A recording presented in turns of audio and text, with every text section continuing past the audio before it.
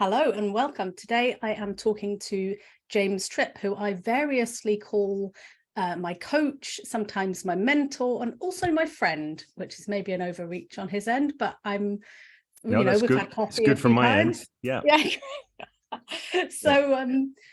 So I do have trouble putting into words exactly what your title might be or what you might call yourself, James. And I suspect even if I had a stab at it, I'd probably be quite far off the mark because you're very particular with the words that you use and what you mean by them. So I wonder if you would introduce yourself to my audience. Well, the irony here is that I don't really have the words either. And I've spent years and years and years changing those words over and over again. And I never get anywhere because words often, when we try and put ourselves in a little box of words, well, it's going to leave a lot out. So I am James. I am known as a change work guy, as a coach sometimes, and really what I see myself as being involved in is what you might call generative sense making. Okay, I see this more and more as kind of what I do. So I work with clients, help them make changes, this kind of thing. And I run some NLP processes and things in the mix with that, or some stuff that's influenced by NLP. But largely the way I look at it is we live inside of, or we live from the sense we've made of ourselves and the world and ourselves in the world. That's going to shape how we show up. That's going to shape how we engage. It's going to shape our responses, our reactions, all manner of things. And when I'm working with people one-to-one, it tends to be the case that there's something about what they're experiencing or what they're getting habitually in terms of results that they are not happy with, something they would like to have be different. So I kind of help people reorganize how they're relating to their lives, themselves, the world, so as they're getting more of what they want and less of what they don't. I don't know what you call that. Yeah, right. Yeah. But you've been doing it for a long time. I have been doing it for a long time. Yes. Yeah. I've been doing it professionally for since 2006 professionally. So I don't know how long that is now. We're in 2020. Yeah.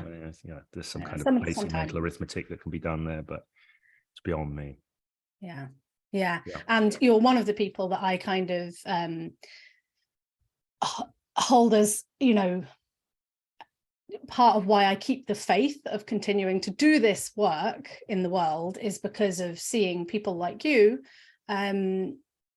becoming very successful at it and in your own particular way, not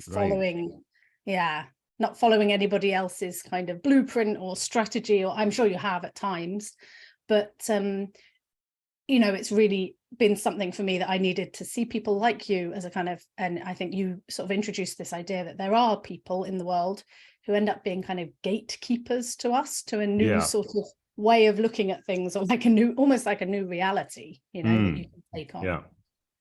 So I thank you for that, for sticking with it. You're welcome. And I think the thing is, I was about to say in this industry, but I just caught myself and I really dislike that phrase.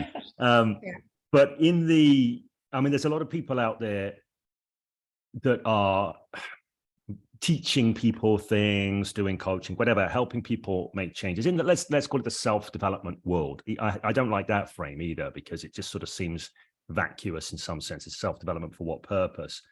But I think there are a lot of people out there. A lot of the people you see are people who are offering formulas and doing things in very formulaic ways.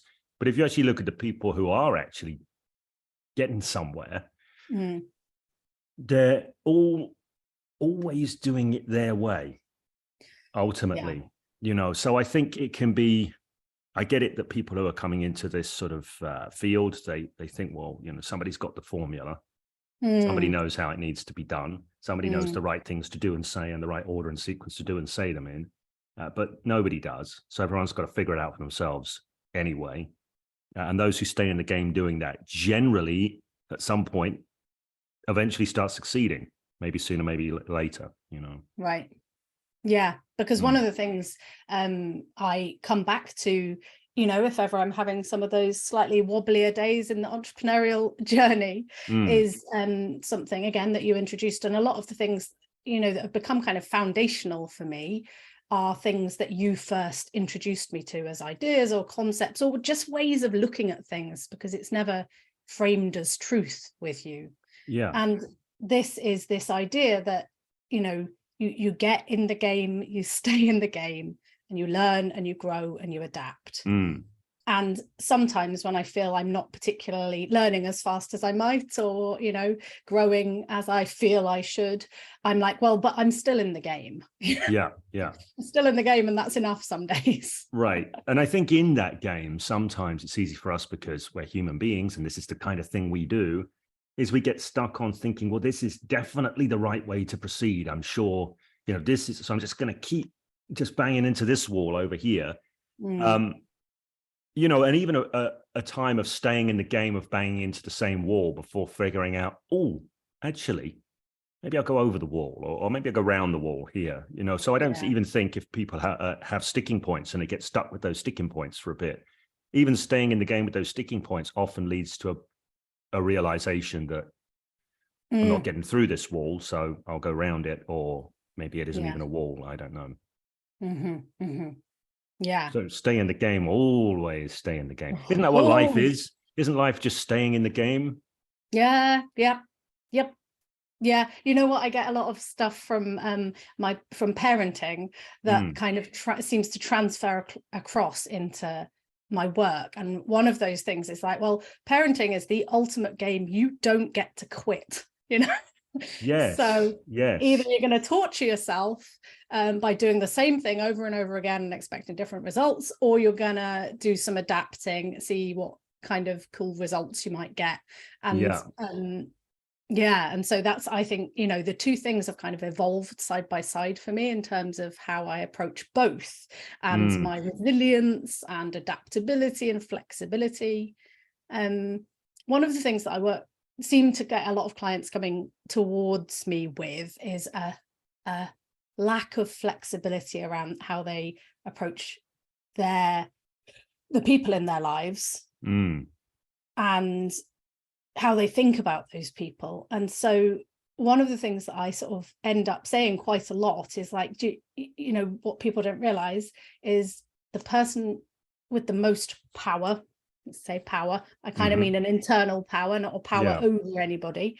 Well, I definitely mean an internal power, not power over anybody. In the room, the person with the most power is the one with the most flexibility.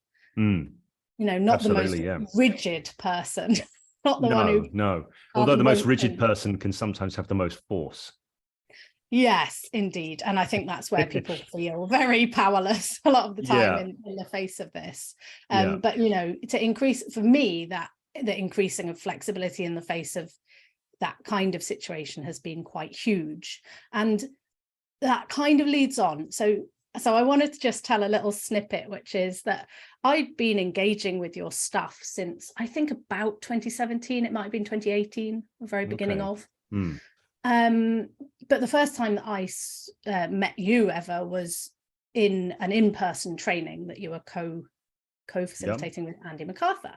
And I was there because of Andy MacArthur, and lots of other people in the room said, my goodness, don't you know who James Tripp is? You idiot. You know, this is like an important person. I was like, well, okay, you know, got a bit of a problem myself with important people, but whatever, you know. So have I.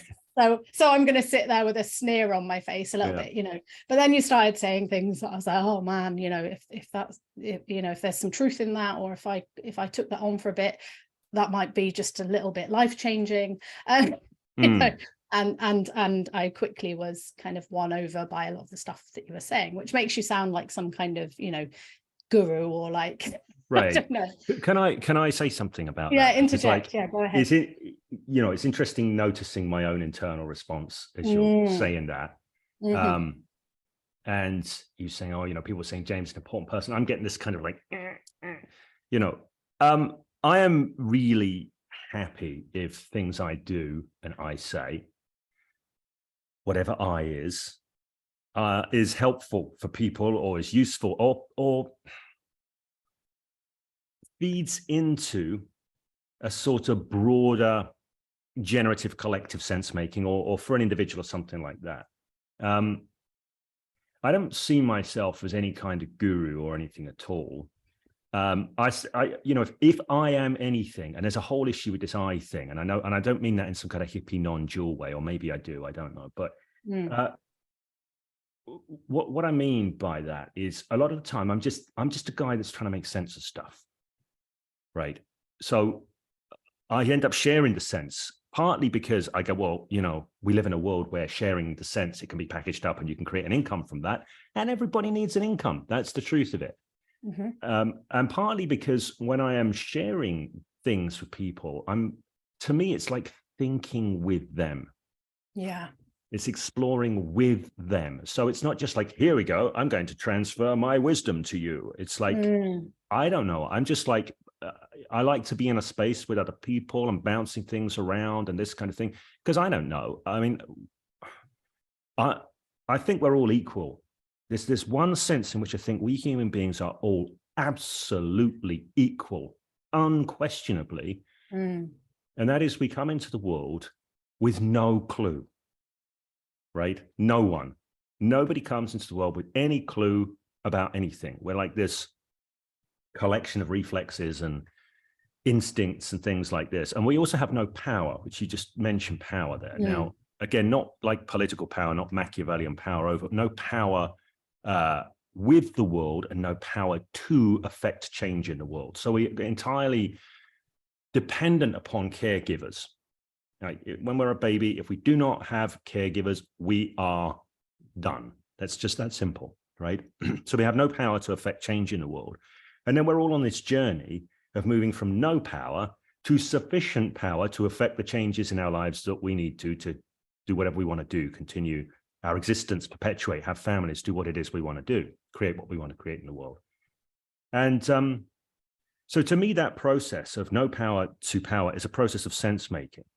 Right? We are charged with making enough sense of the world and ourselves and whatever it is out there that constitutes the world, or maybe it's not even out there, we are a part of it. So to say it's out there is probably a poor distinction. But that's what we're charged with. And I think that nobody ever makes great sense or perfect sense or infallible sense. So we're all on, making the ongoing sense that we're making. So for me, that's what I'm involved in collectively, is like, I want to make better sense of things. I want to make better sense of us as human beings, myself as an individual, the world around, all the things, all this stuff. So I don't see myself as a guru, just as a sort of sense maker who will make sense sometimes in a room full of other people who, and things are organized in a certain way. And so if people get value from that, then I'm really pleased. And I count myself as fortunate that I've been able to make a living from doing some public sense making.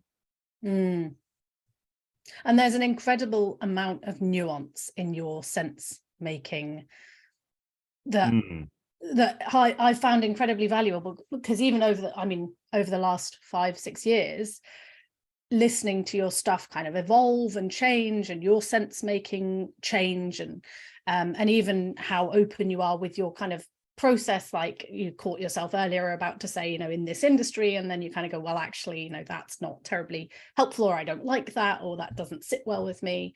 I think that is incredibly valuable to people who maybe haven't ever had it modeled to them, how to kind of be aware of their internal process. I certainly had never had that.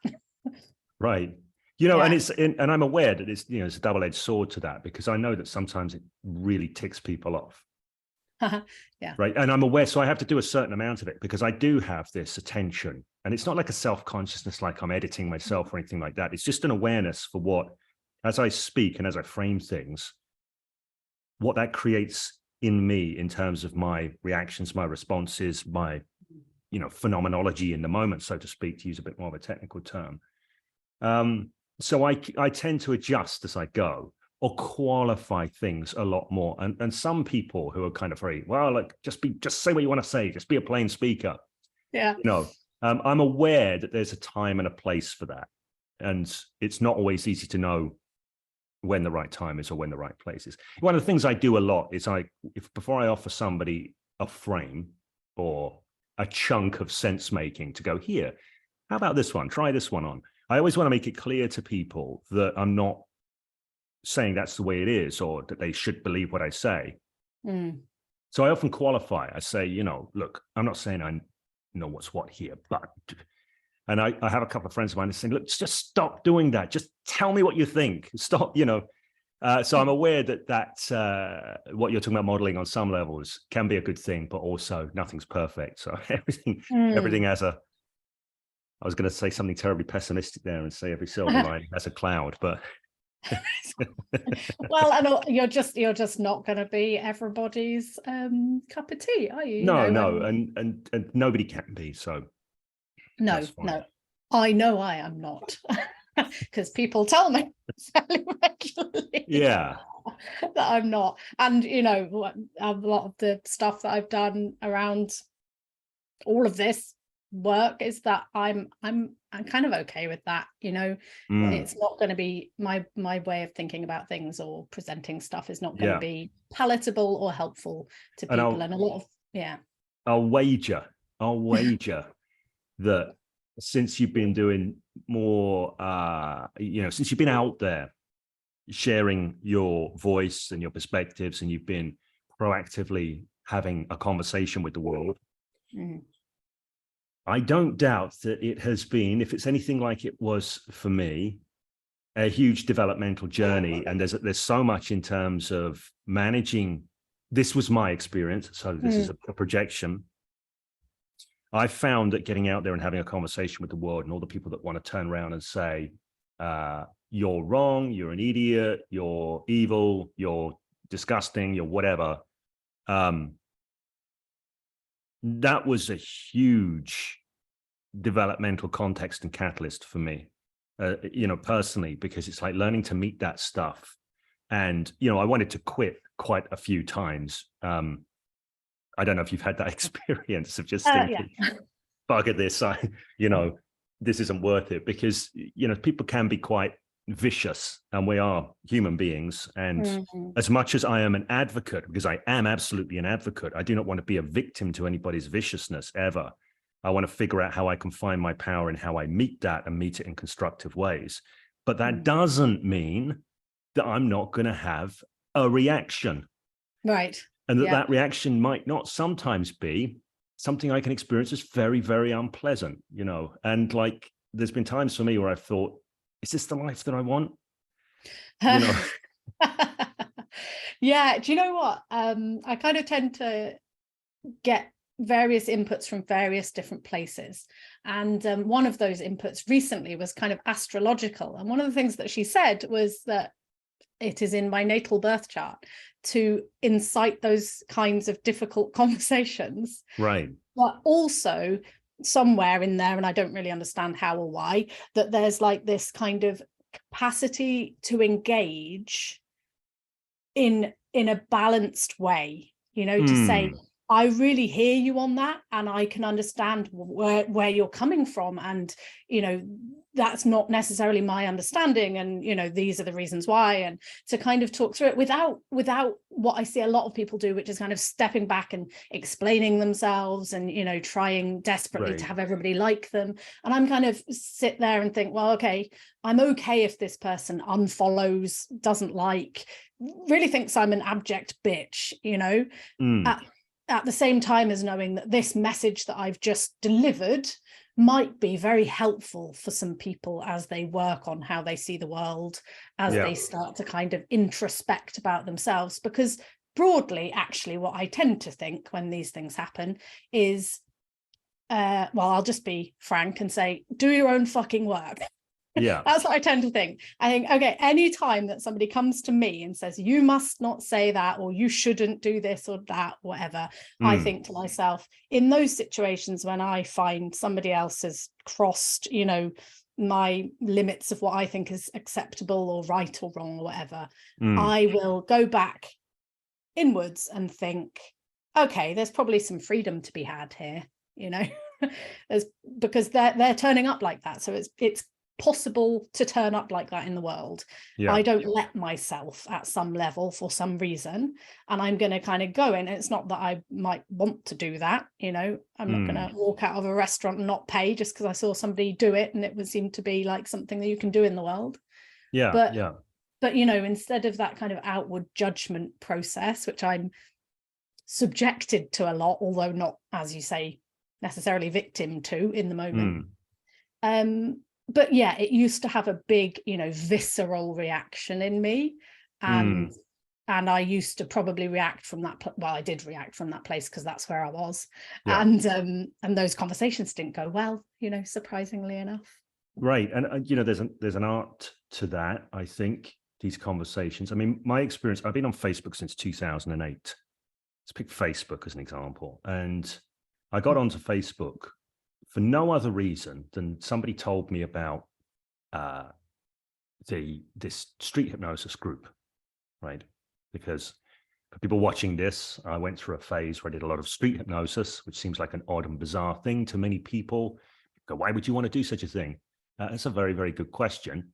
For me, I was interested in hypnosis. I was interested in getting as much dojo time, to use a metaphor from martial arts, and that gave me the opportunity to do that. So I went through this phase of doing street hypnosis, and the groups were coordinated. It was coordinated via Facebook groups. So I got on this thing called Facebook. I had no interest in getting on it. And then I quickly found that it was, I quite liked it. And I liked it because I was suddenly connected up with all these people. And geographically, you know, in my local area, there weren't lots of people who I could have interesting conversations with. There were some people, but it was, you know, I lived in a small town just outside of London.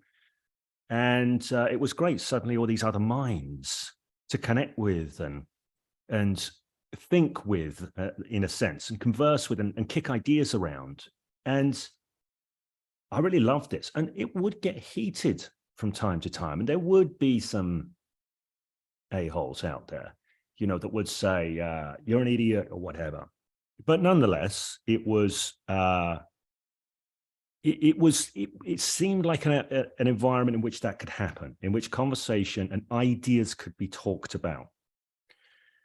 And then something seemed to change about Facebook around 2016, 2017. And I have been told, because I noticed at the time, but I've been told it was an algorithmic change, which may have driven this. But what I suddenly found is that the level of vitriol went up significantly, and general nastiness, and this sort of pile on sort of phenomenon started to occur, which I actually believe is algorithmically driven. I strongly suspect that at some point Facebook thought, oh, they've got enough data on people to know how they think, and to go, this person's just posted something that could be considered controversial. These people are going to hate this, so I'm going to show it to them. Algorithm does, right? I'm not going to bother showing it to people who are going to largely just go, oh yeah, I find that an agreeable idea. I'll just show it to the people that are going to really hate it, because then there's going to be a huge pile on, and then the popcorn eaters will come in to watch what's going on. And of course, the whole algorithm is about driving engagement. And I think what happened at that point is the quality of conversation, or the ability to even talk about ideas, seemed to go through the floor for me.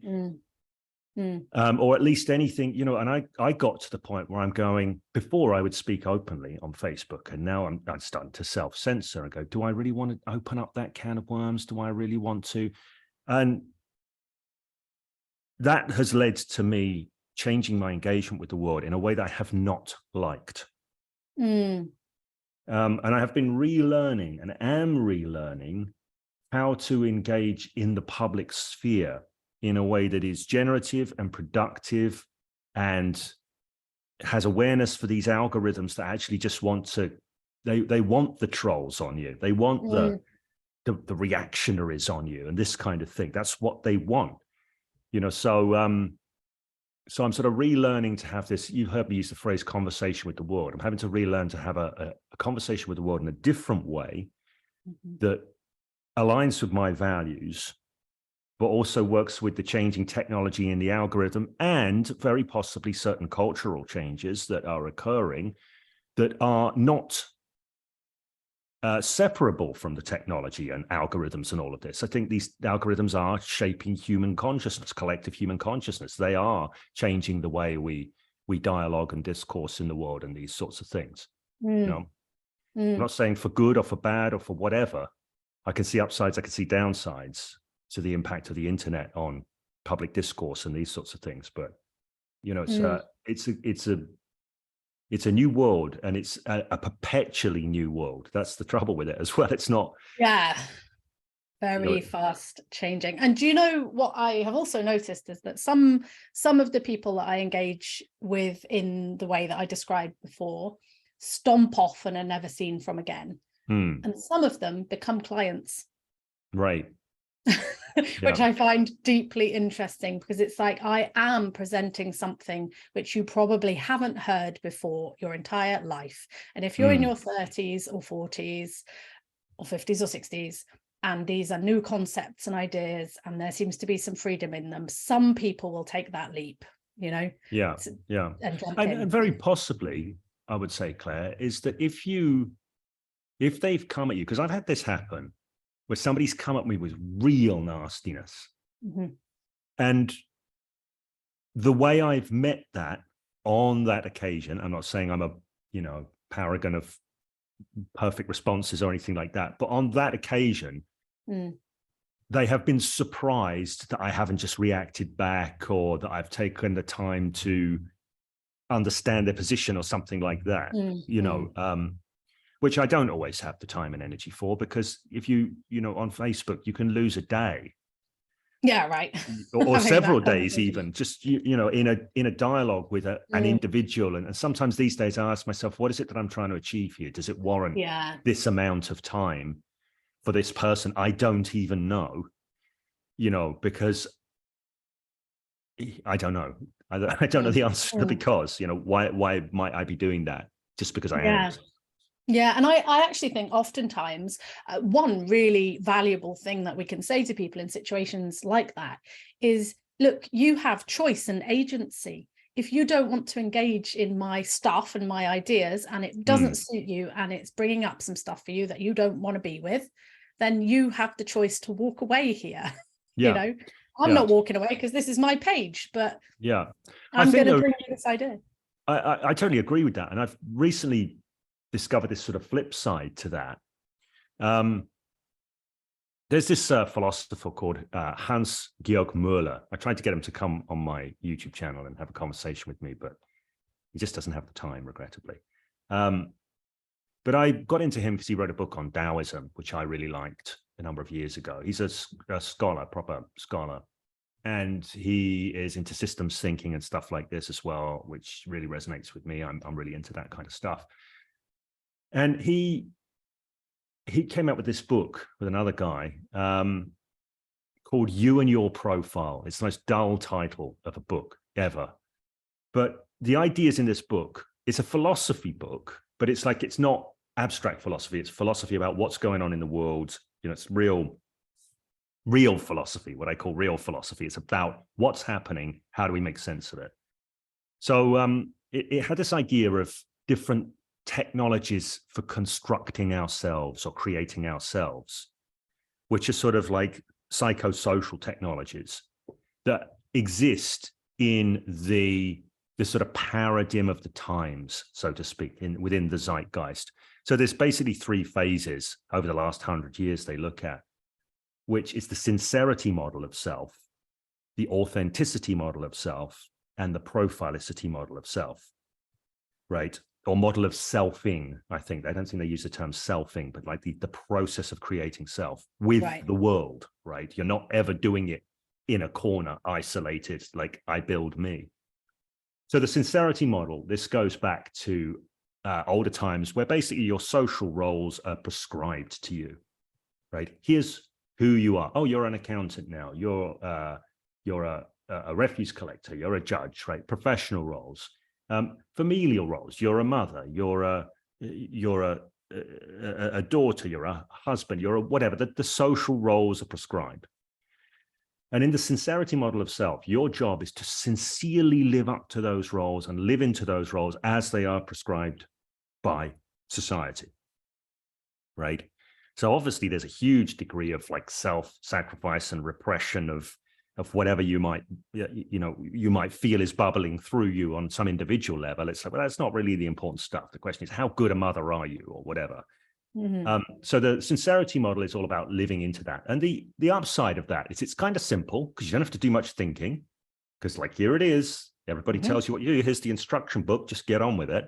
But the downside of it is maybe this gnawing sense of dissatisfaction, maybe resentment, maybe whatever it might be, So that gets displaced by this idea of the authenticity model, which is actually there's a true me that wants to come out, that wants to be expressed, right? So people start to pursue this. Now, here's the thing. Both of these they require feedback loops to work. So with the sincerity model, we want to be seen by society to be a good X, whatever it will be, mother, father, whatever, right? We want society to see us as good in that sense, fulfilling the role. Authenticity, we have a peer group, which are the people we consider important. We want to be seen by them and acknowledged as, we want our uniqueness to be seen, but we want it to be validated. We don't want to show our uniqueness and have everyone go, that's horrible, So we get this authenticity thing, but this creates a lot of anxiety with it as well. This has a downside. Okay, we got to start expressing some of our true selves, but our true selves are there to be judged by others. And then we have this pain. Am I really a good person? All of this other stuff can come up and then we start asking this question, but what is the authentic me? What is the real me? What do I really want? And we can end up on these unwinnable missions, unfulfillable missions or whatever. So the model that comes after it, which also has feedback loops in it, is the profilicity model. And the profilicity model, and this pre-exists the internet. I'm not saying this is just an internet thing, but the internet has accelerated this, whereby basically we sort of curate versions of ourselves for different contexts. And those versions of ourselves, they're not fake, they're just curations. It's like an artist who has who paints all the time. They don't show all their work in the same exhibition. They curate this exhibition, they curate another exhibition. You wouldn't say, oh, this is fake. You're not showing everything, right? It's like, no, this is my exhibition. So when we're acting like from pure profilicity, we still want feedback because we want people to go, oh yeah, I like your exhibition. And if people said, I didn't like that exhibition, we're free to adjust the exhibition or to put on a new exhibition that's different. And it's, again, if you're able to purely live in this and you go, yeah, that's not really me fully. I mean, it's got some of me and my essence in it, but it's a curated self for this context. There's a huge freedom in this that I've experienced, right? Before I was caught for myself between this authenticity version and the curated version. I'm like, I'm curating, but is that the authentic, this sort of tension. And what I found, the reason I'm saying all of this is going somewhere, is inside of my own comments threads and things on social media, like the comment sections on my videos on YouTube or the stuff on Facebook or whatever, I suddenly realized that there's no obligation for me to show up as the authentic me in that space. And I had always unconsciously thought that. And for that reason, I thought that I owed an authentic response and an authentic explanation, even if I thought that it was going to go nowhere good, right? If I give my true perspective on this matter, right, I know I can't do it in a short number of characters and give all the context needed so people understand me. But if I don't do it, then I'm being inauthentic. I'm going against my values but realizing actually I curate different me's for different places, and this isn't the place for that. So I started to become free. People would say these things, like I put a video up where I was talking about my daughter, my youngest daughter, having a vaccination done at school, or 2 vaccinations, polio booster and tetanus. And, I think polio's probably getting vaccinated against polio is a pretty good idea. That seems reasonable to me. So my daughter had a meltdown, and my other daughter called me and said, she's having a meltdown.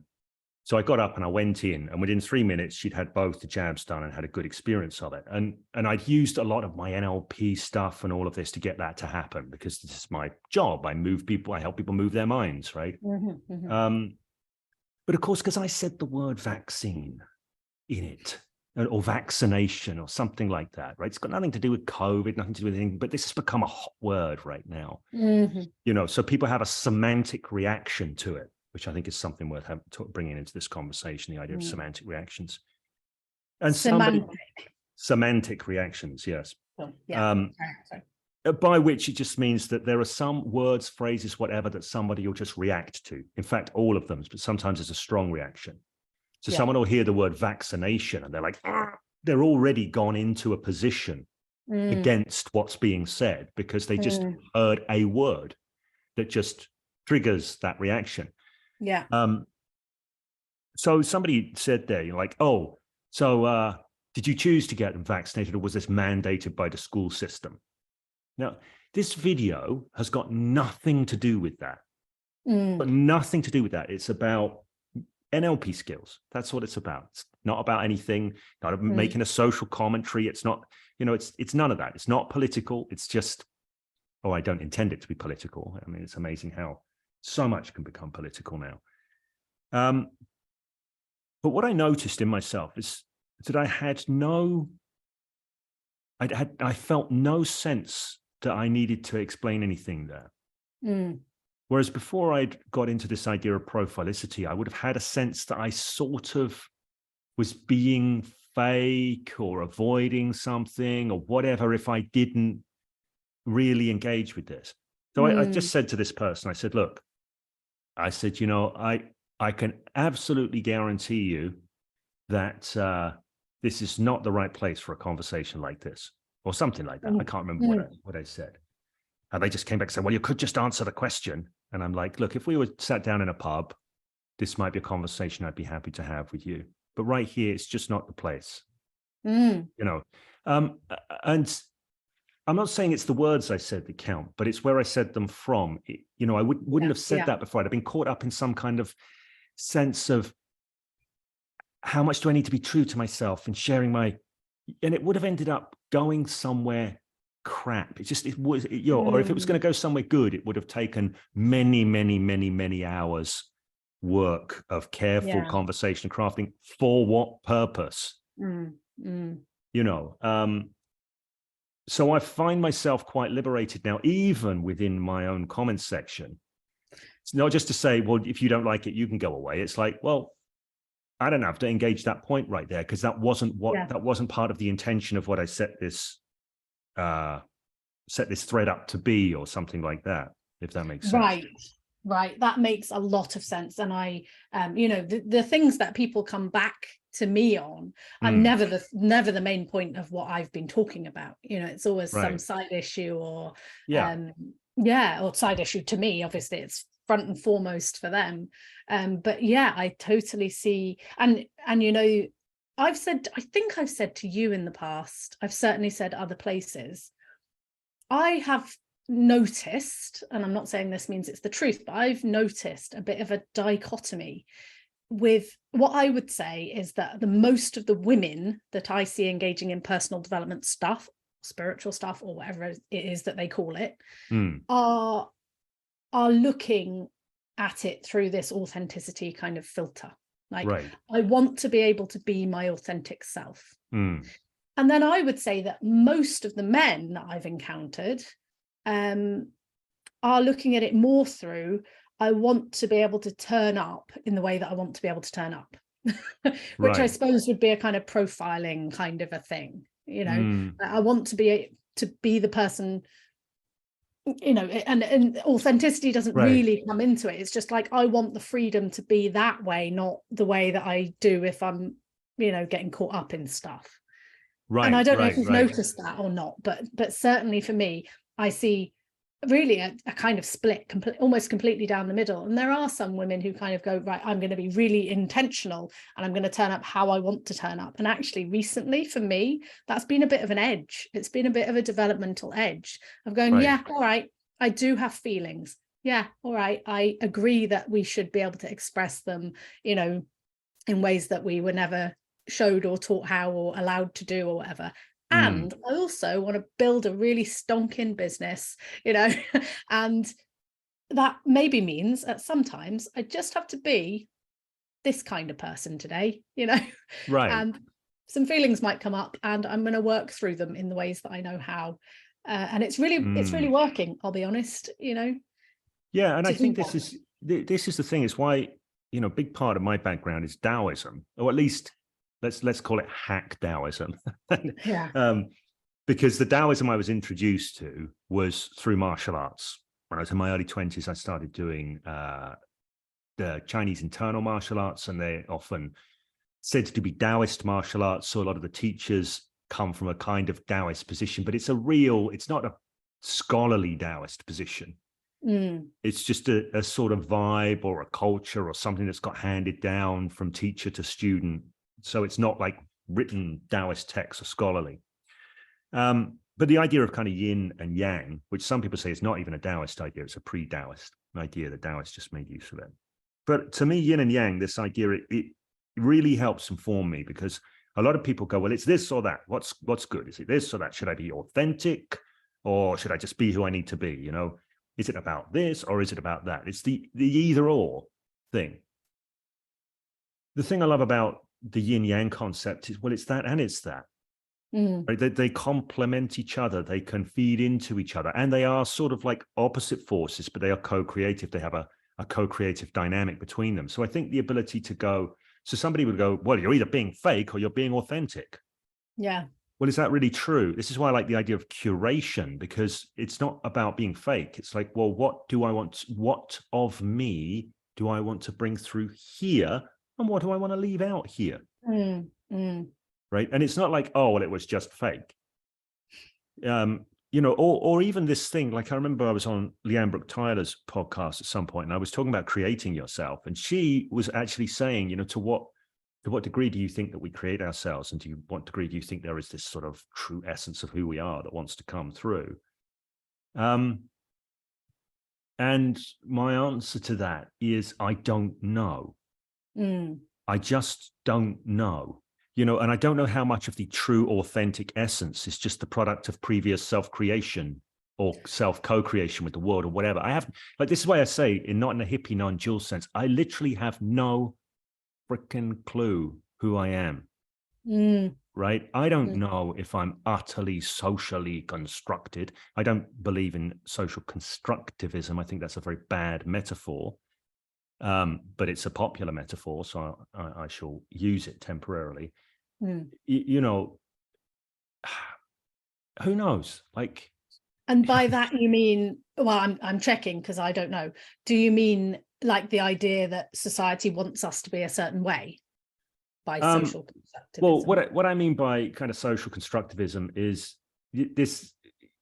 I'm stepping into someone's expert territory here that I'm not an expert in. So I'm a thinker, not a scholar, I often say in my defense when I do this stuff.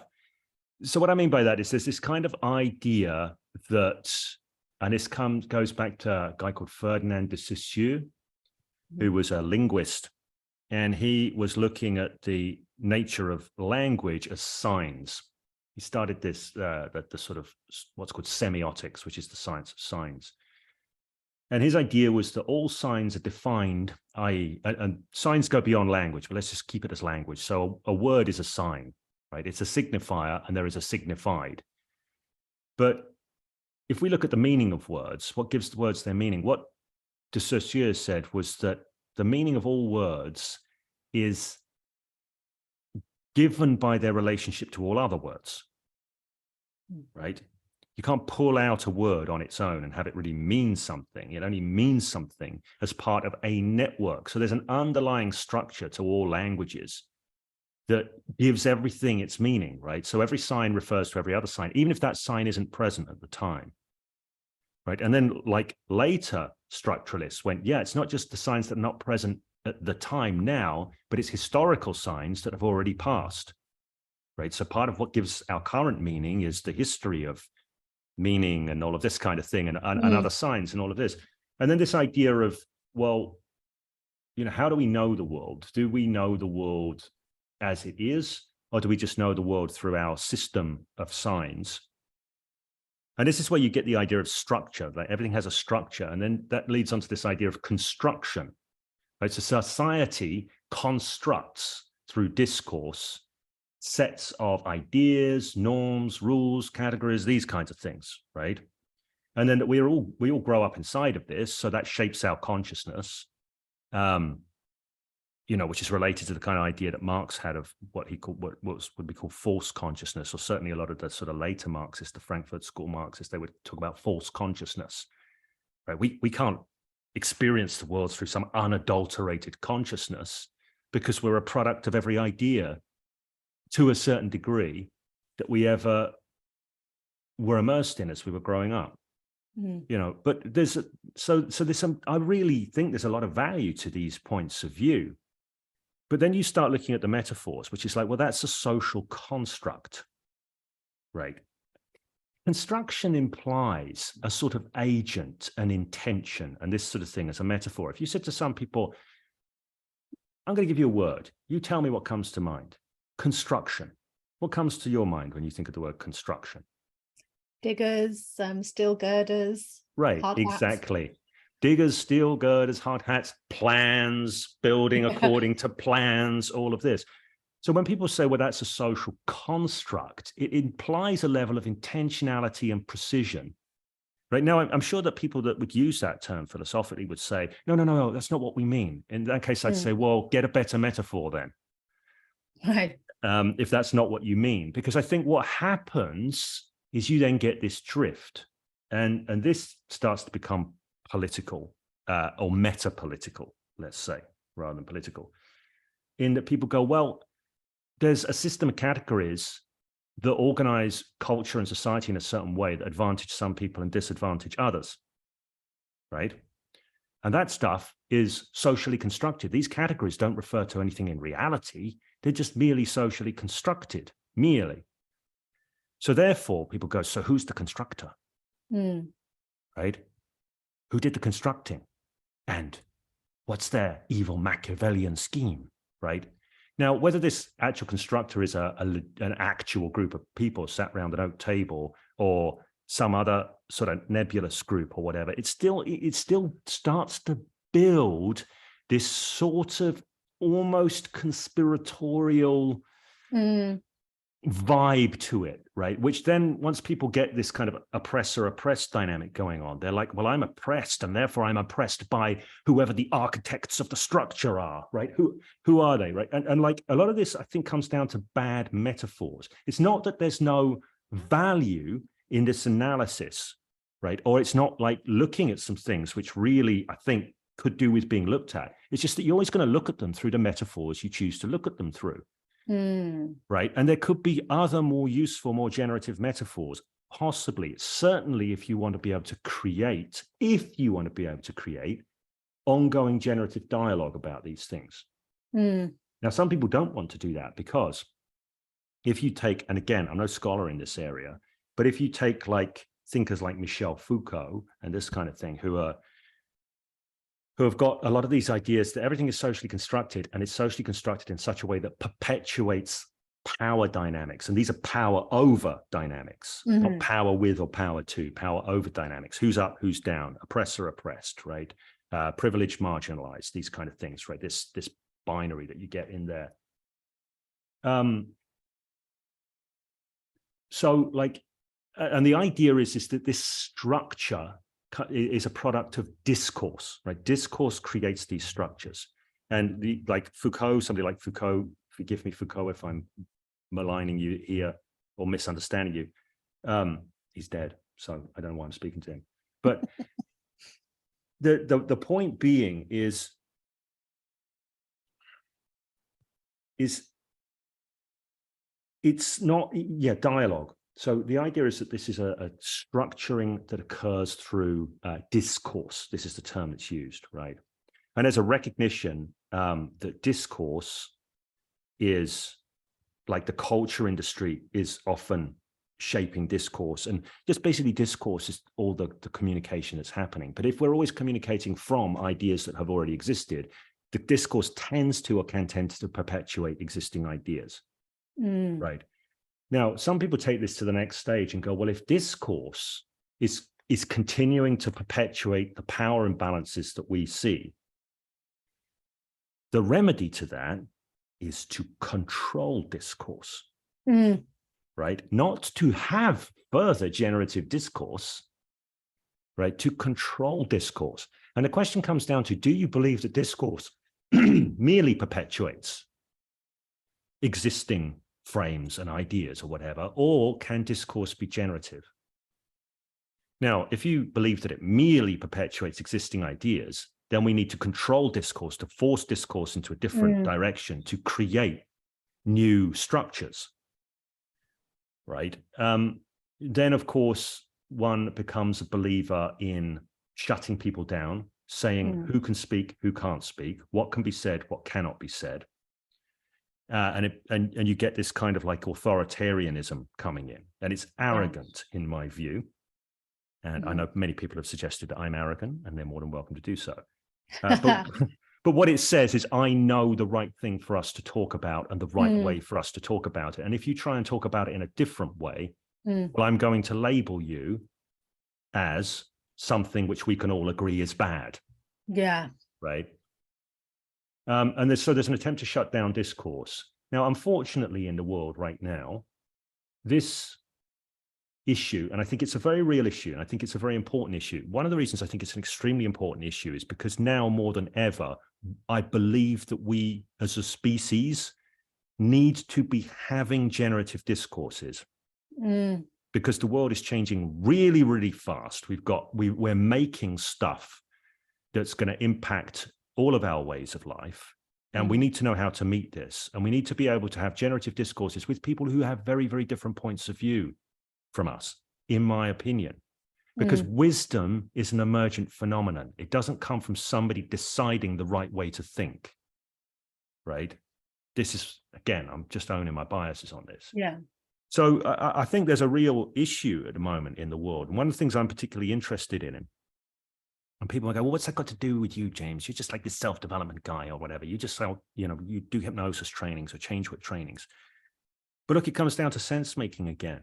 Like, the world is changing fast. We as a species need to do collective sense making. If anybody, doesn't matter who they are, what their political persuasion, so far as I'm concerned, is trying to say, no, you can't speak and you can't say those things, right? You're only an acceptable person if you look at things exactly like this, through this framework. And if you don't look at it through this framework, then you are X type of bad person. It is really, really dangerous and really, really unhealthy. Now, I know having generative conversations, generative dialogue, generative discourse is not easy, right? And it's even less easy online. Face to face, it's easier because you can relate to the other human being as a human being much more easily when you can see them in front of them. So yeah, there's all this stuff going on in the world. And this, for me, the reason I have these thoughts and think about these things a lot is because I want to get back to a place. I want the world to get to a place where generative dialogue can and is being had. And there's a democracy to that, in that everybody is free to participate. I think it's a healthy thing. I know there are counter arguments to this. I'm aware there are counter arguments to it. I'm not saying it's simple. I'm not trying to claim, here's the easy answer. But I do think there are problems in the way that even the debate about this is framed, because the debate about this is framed in terms of free speech, right? Free speech. Some people are going free speech, free speech, free speech. Other people are going hate speech, hate speech, hate speech.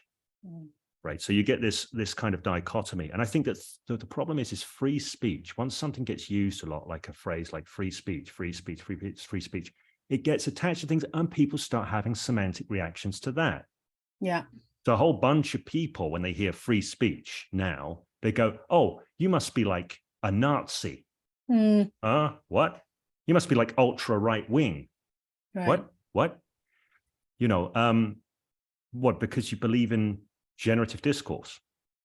right? It used to be like the right-wing idea was control speech, but now it's like, oh, so everything becomes politicalized into this right-left thing. And where do you sit? What camp are you in? And all of this. It's just like, it's the worst thing possible.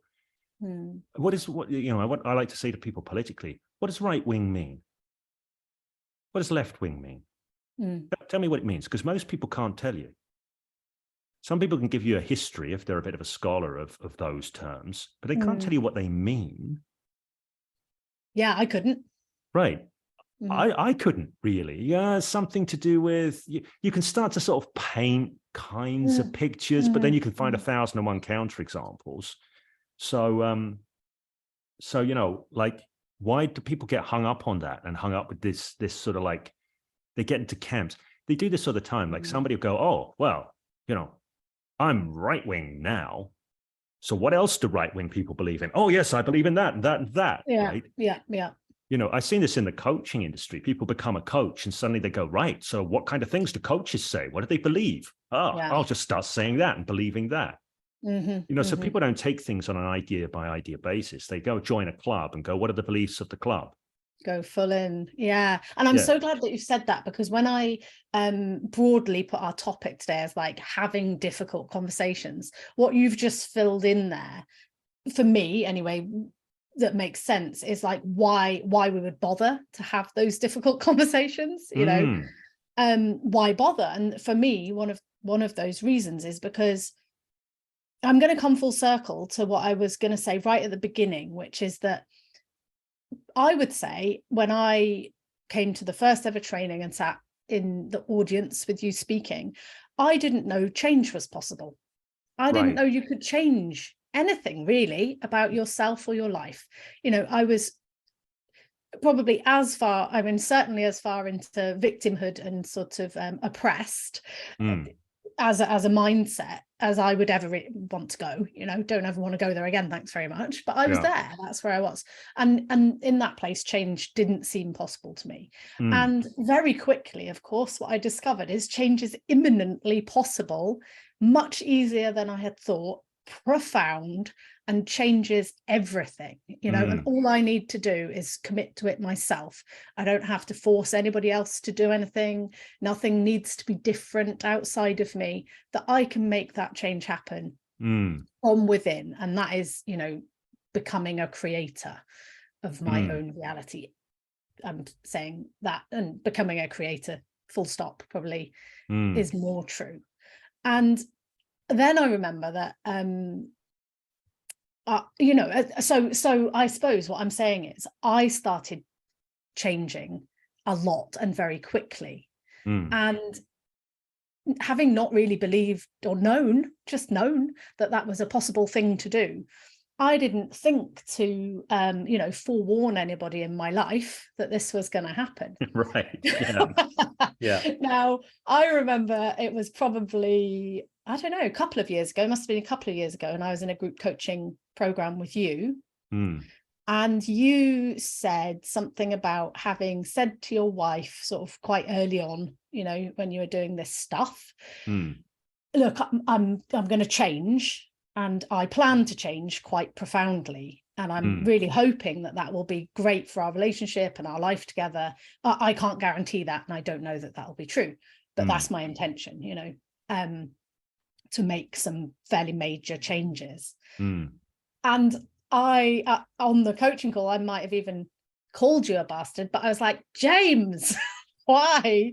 Why is this not like 101? Right, before we get into any of this stuff. Yeah, I probably did call you a bastard. Because I was like, fuck.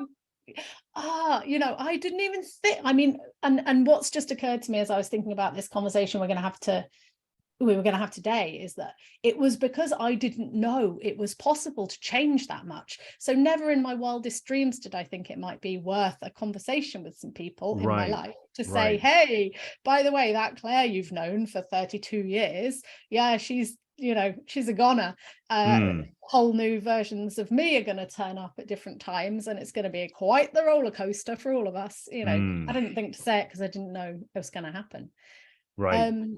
I didn't say it until I was like probably 5 years in to actually doing self-change either. Oh, wow, I'm good then. I can just say it today.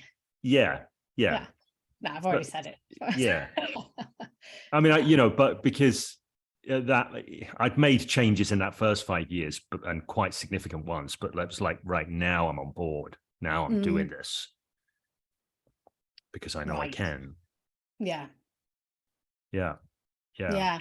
And so, I mean, I think it's a fairly bad habit I have right now of literally telling people when I'm going to have a difficult conversation with them, and I frame it as such. Yeah, but that's a good thing, I think. It's like, because so much of the time people, I see people dreading all sorts of conversations because they think that they have to, I don't know what they think. Like one of the things I've been teaching for years is getting people to be willing to have inelegant conversations. Yeah.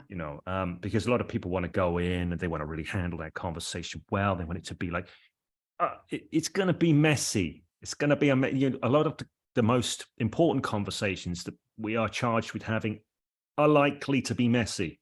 And that's okay. That's part of the process. The other thing, I think, this is why I think an awareness of the real-time nature of communication can be really important, because people are often thinking, I've got to say the right thing. Like, as if they say the wrong thing, it's busted. They broke the whole conversation because they said the wrong thing. It's like, well, there is no wrong thing. There's just a co-creation. There's a back and forth. So it can get messy, and then it can get easier as well. And you can work with whatever feedback comes out. You say something, somebody looks outraged. That doesn't mean that the conversation is over. Right. It just means, okay, so here's what's coming back. How do we meet this one? How do we adapt and adjust to this? So yeah, I think that's a really important thing. And I think framing it ahead of time, that's a smart move. It's like, look, I don't know how I'm going to say this. I don't know. Look, I really hope this is going to go well. It's something that needs saying, or whatever it is. Any kind of pre-framing on it is a pretty useful thing, I think, more than just going, and then launching into some big thing. Totally out of the blue. Yeah. And also, it's not insignificant and it's not false humility at all, to say, I'm probably going to be really bad at this. I am not sure what words to use. I'm not sure what you're thinking. I don't know how this is going to go, but this feels important to say. So here I go, here's me saying some things. And I mean, I use that, I would say primarily, I'm now sort of doing some business partnerships with some people. And so it's coming into its own there too. And incredibly valuable, I mean, to be honest about whatever, is coming up, for me, it's really a massive unexpected benefit of all of this that I've done. That to me is such a huge thing. Like years ago, I had some business partnerships with people where I was coming from a place of, I was doing a lot of self-censoring and not saying things and this kind of thing because I didn't think they'd be well received and all of that. And it never went anywhere good. It just never went anywhere good.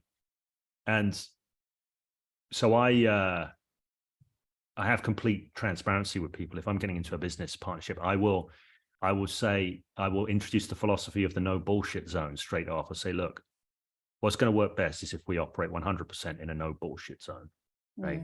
That means if you've got something to say it. If you think I'm full of crap at any point, say it. And I retain license to do the same for you. I'm saying that doesn't mean we have to be assholes or anything like that. We can still be diplomatic, but it's the unsaid things that end up poisoning the well, in any kind of business arrangement. And I will say this doesn't always work, because I was going to do a podcast a few years ago with Andy MacArthur, and we got this producer guy to do it. And I kept on framing this thing over and over again about keeping everything in the light and all of that. And the guy was, every time he hit problems, he lied to me and Andy about them. Right. Even though the door was held open constantly for truth. his MO, because he was terribly afraid of being seen as unprofessional, as everything was falling apart behind the scenes. You know, so you can't control these things necessarily, but I do think. No. And I think acknowledging that it is quite radical to do that, you know, that not a lot of people, at least in my, you know, actual like physical life every day, have actually encountered this in people, and in a way, which means that they actually then, you know, because what you're inviting is, it's not like I get to be honest and say my piece and then you just have to take it, you know. It's like I'm inviting that back, and what I'm telling you is that I'll listen deeply to you, and I'm operating without the kind of binary right and wrong that people usually have operating in these kinds of difficult conversations. And so you know, or I feel often I'm kind of coaxing and inviting this, like you say, holding the door open. And of course, or at least what I think I've seen is that, you know, if there's a certain amount of kind of investment and commitment from the other person to your relationship continuing and moving forwards, for example, my partner, you know, for example, my business partner, then yes, that engagement will continue to kind of grow and evolve, get deeper and more, with more integrity and more honesty. But sometimes, as you say, I think, you know, it is just a product of having had so many relationships, and probably some shit they could work on from their past, you know, that's coming up and biting them in the bum. Some, I don't know, overbearing parent or something. I don't know what it would be, but you know, that stuff still plays out and massively influences how people turn up. So and I think to sort of put in a capsule, because you were saying, you know, the question, why have difficult conversations? Why have them? And I'll admit that for me, having difficult conversations, as much as I dislike it, that was a real developmental edge for me, was having difficult conversations. Yeah. Your phone battery's at 20%, it's telling me here. That's a novel bit of business. So I have this bias towards, like, I think that we can all, I'm an optimist. I like to think that we can all move in positive directions, you know, and that we all have power in the world. And again, like, to emphasize this, I'm not talking about power over.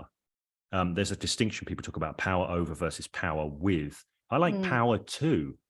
Power to make the differences we want to make, power to create things, power to consider things, power to, you know, which is the opposite of just being kind of trapped and stuck in the corner and whatever. So I'm a big believer that we all participate in the creation of our lives and the creation of the lives of those around us. And if we all decide, actually, we'd like to have better lives, that would be really nice. Whatever that means. I know it's not simple to define. Well, here's a left hemisphere checklist of what a better life amounts to. But, you know, that's all part of the ongoing negotiation, the ongoing co-creation. What is a better life? We all create together. So if we want to be able to move towards better things, if we want to be able to keep moving and not get stuck on all of this kind of thing, we are charged with co-creating with those around us. And the medium for that co-creation is communication.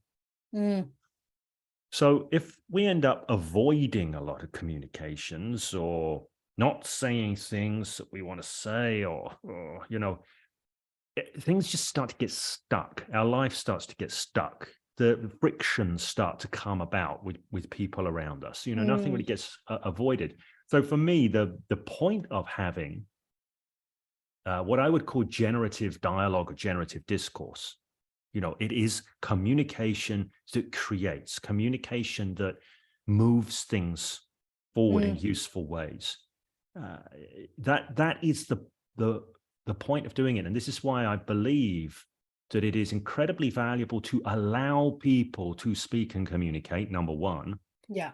But that doesn't mean that all speaking and communicating is equally valuable. You know, so like, again, going back to the public sphere, because I'm aware that in this conversation, we're talking about sort of public sphere, and then there's almost like private sphere and whatever. Yeah, right. Right. Yeah. And, you know, but going back to the public sphere, like, people often will demonize something that somebody says based on the content of what they say, right? I think it's good to have standards in public discourse, but not standards of what you say or what you believe, but how you say, how you communicate. You know, so I think there is a skill element to it. And I'm not claiming to have mastered that skill, because I'm not. Certainly in the public sphere, I'm reevaluating the whole thing. I'm a lot better privately, which I believe one of the coffee shop conversations we had because I think we mutually decided that it was a conversation better had privately between you and I. Not that it was a serious conversation, rather than publicly in some performative fashion on a comment thread. You know, so but I'm a great believer in communication skills. I value communication skills highly, and that's part of, you know, somebody says, what do you do, James? I go, well, I do sense making stuff. But of course, all of that's mediated through communication. So I also teach a lot of communication skills stuff around that, you know, and try and better my own skills in that area. But ultimately, whether we're doing it online because it's a business we want to create, or we want to participate in what Jürgen Habermas would call the public sphere, you know, the collective sense making that goes on, or whether we're looking to shape our lives personally. We've got business partners, we've got, you know, life partners, family, friends. We're always co-creating our lives with those people. And we're co-creating ourselves with those people as well, I believe, truly. I don't believe we sit there on our own in isolation. No. You know, so I think it's such a hugely, hugely important thing. Yeah. And I will say that in my relationship with my partner, one of the things that quite astounded me when I had stuff that I wanted or needed to say, and I noticed that my pattern in the past had been to absolutely not say those things, and so I would sit with it, creating all sorts of just like somatic, you know, stuff within me, and I spoke it, and it felt big to speak some of it, you know, but as soon as it was spoken and he met it in his way, which really suits me, you know, our co-creation is a good one generally, it was as if the thing became a non-issue in the moment that I spoke it, which continues to astound me, you know, down to some stuff that had sort of tormented me the whole time. I kept it within me, and then I just spoke it out loud, and it was kind of gone. And I find that quite magical. I don't really know how that works, apart from there's something there about, you know, maybe it's like this idea of being who you really are, or your authentic self with your partner, or something. Well, certainly being, whether you're being your authentic self or not, it's being free. Right. You know, it's like, because if you're not free to, you know, if you go, I have to restrict, I have to repress, I have to shut down these thoughts, these ideas, whatever, well, then you're not being free. Right. Now, some people will go, well, then I either lock it down or I just go, and they see this sort of false binary of like, I either communicate in this way, I have no control over how I communicate or influence, you know, I either scream and shout or I repress it. Okay. Yeah. Well, maybe there's a variety of different ways you could bring this out. Maybe there isn't just one way. Maybe you could have a little bit of mindfulness on how that stuff gets brought out, instead of just I repress it or I blurt it out. It's like one or the other. Those are the options. Yeah. You know, and I aware that a lot of people don't think like that. I listened years ago to this language intensive recording by Christina Hall, an NLP trainer. And I can say I got almost zero from hours and hours and hours and hours and hours and hours of her talking, apart from one little bit of business. She kept repeating the phrase. It was like part of her shtick, in a variety of different ways. Ah, yes. Right. I've heard you say that. Yeah. Yeah. And it just, you can do anything in a variety of different ways. And that little key for me has always been fantastic in communication, because and even when I'm doing change work with people, because a lot of the people I'm working with, they're really stuck in this idea that there's only one way of doing something, or only one way of thinking about something, or only one way of relating to something. You know, the idea that you could do it differently. Oh my, it's just huge. So I always like to remind myself of that. It's like, okay, whatever I'm about to do, whatever I'm about to say, I can do or say in a variety of different ways. And I can always change the way I'm doing it or saying it. 1 second in, 12 seconds in, depending on what's coming back. Yeah. So I think that's a really useful thing to recognize. If you know your outcome, you go, right, what do I want to create within this conversation? And by the way, when I say that, I don't mean like, right, we have to get the blueprints out and know what we want to create. It's just like, it could be a loosely held thing. Like, there's a direction of travel. Maybe we want to clear the air. Maybe we don't have to be instrumental in bringing about a very specific outcome all the time. That's why for me, I really like the idea of generativity. So generativity for me is like the engagement in something where fruits get born from it, but you don't know what those fruits necessarily are ahead of time. But you're going to know the juicy fruits when you see them, right? You don't necessarily get to pick, right, here's where we're heading in a linear way. It's like, right, we're going to engage now. And we want to have our attention out for the goodness that comes out of this engagement. And we want to take the goodness that's coming out of it and feed that forward into yet further good engagement. And if that's the filtering system and that's the intention, it's not like a firm outcome. Here's where we're headed. It's like, it's a dance, it's a co-creation. Here's the good fruit coming out. And I like that a lot. I'm just on a roll here, but a lot of people who get into NLP from the communication side, they're thinking about it very linearly. But here's the outcome I want. Right. Yeah. Right. How do I get that outcome? And I've noticed this a lot. Like a lot of the NLP communication stuff, it originally developed to do generative communication. But at some point in the 80s, it got seized by the sort of yuppie culture of the 80s and turned into this sort of more instrumental, here's the outcome kind of thing. Not here's how we co-create together. Right. This is interesting to me. And what's coming to mind is I have this thing that I do occasionally to kind of reset my parenting in the moment. And it is that I have an idea of the kind of relationship I want to have with my kids when they're teenagers and beyond. And it's kind of, it is an outcome to all intents and purposes, but it's not, this thing needs to happen and they need to be that way and I'll be like this. It's like a general feeling of how that will be or might be. And when I bring it back and track it back, and, it's like an instant thing, like that's how that's going to be. And I'm going to track back to this moment. Is the way that I'm talking to my kids going to create that? Or is it going to be way off track? Right. Is how they see me, is it going to be like that? Or is it not, And so I use that in the moment to, like you say, course adjust really, not to a very specific way it needs to be, but a general, picture, feeling. And there's a huge value in this. Like, in NLP, they have the well-formed outcomes. And John Grinder has actually said that he regrets that concept of the well-formed outcome. It's really precise. And then you've got things like SMART goals and things like that, specific, measurable, and all of this. There's a guy called Gervais Bush, who's an organizational development guy. And he's got this idea I really like, which he calls the generative image. Yes. Right. Now, a generative image, it's like something to look forward to, something to move forward to, but it's actually it's ambiguous.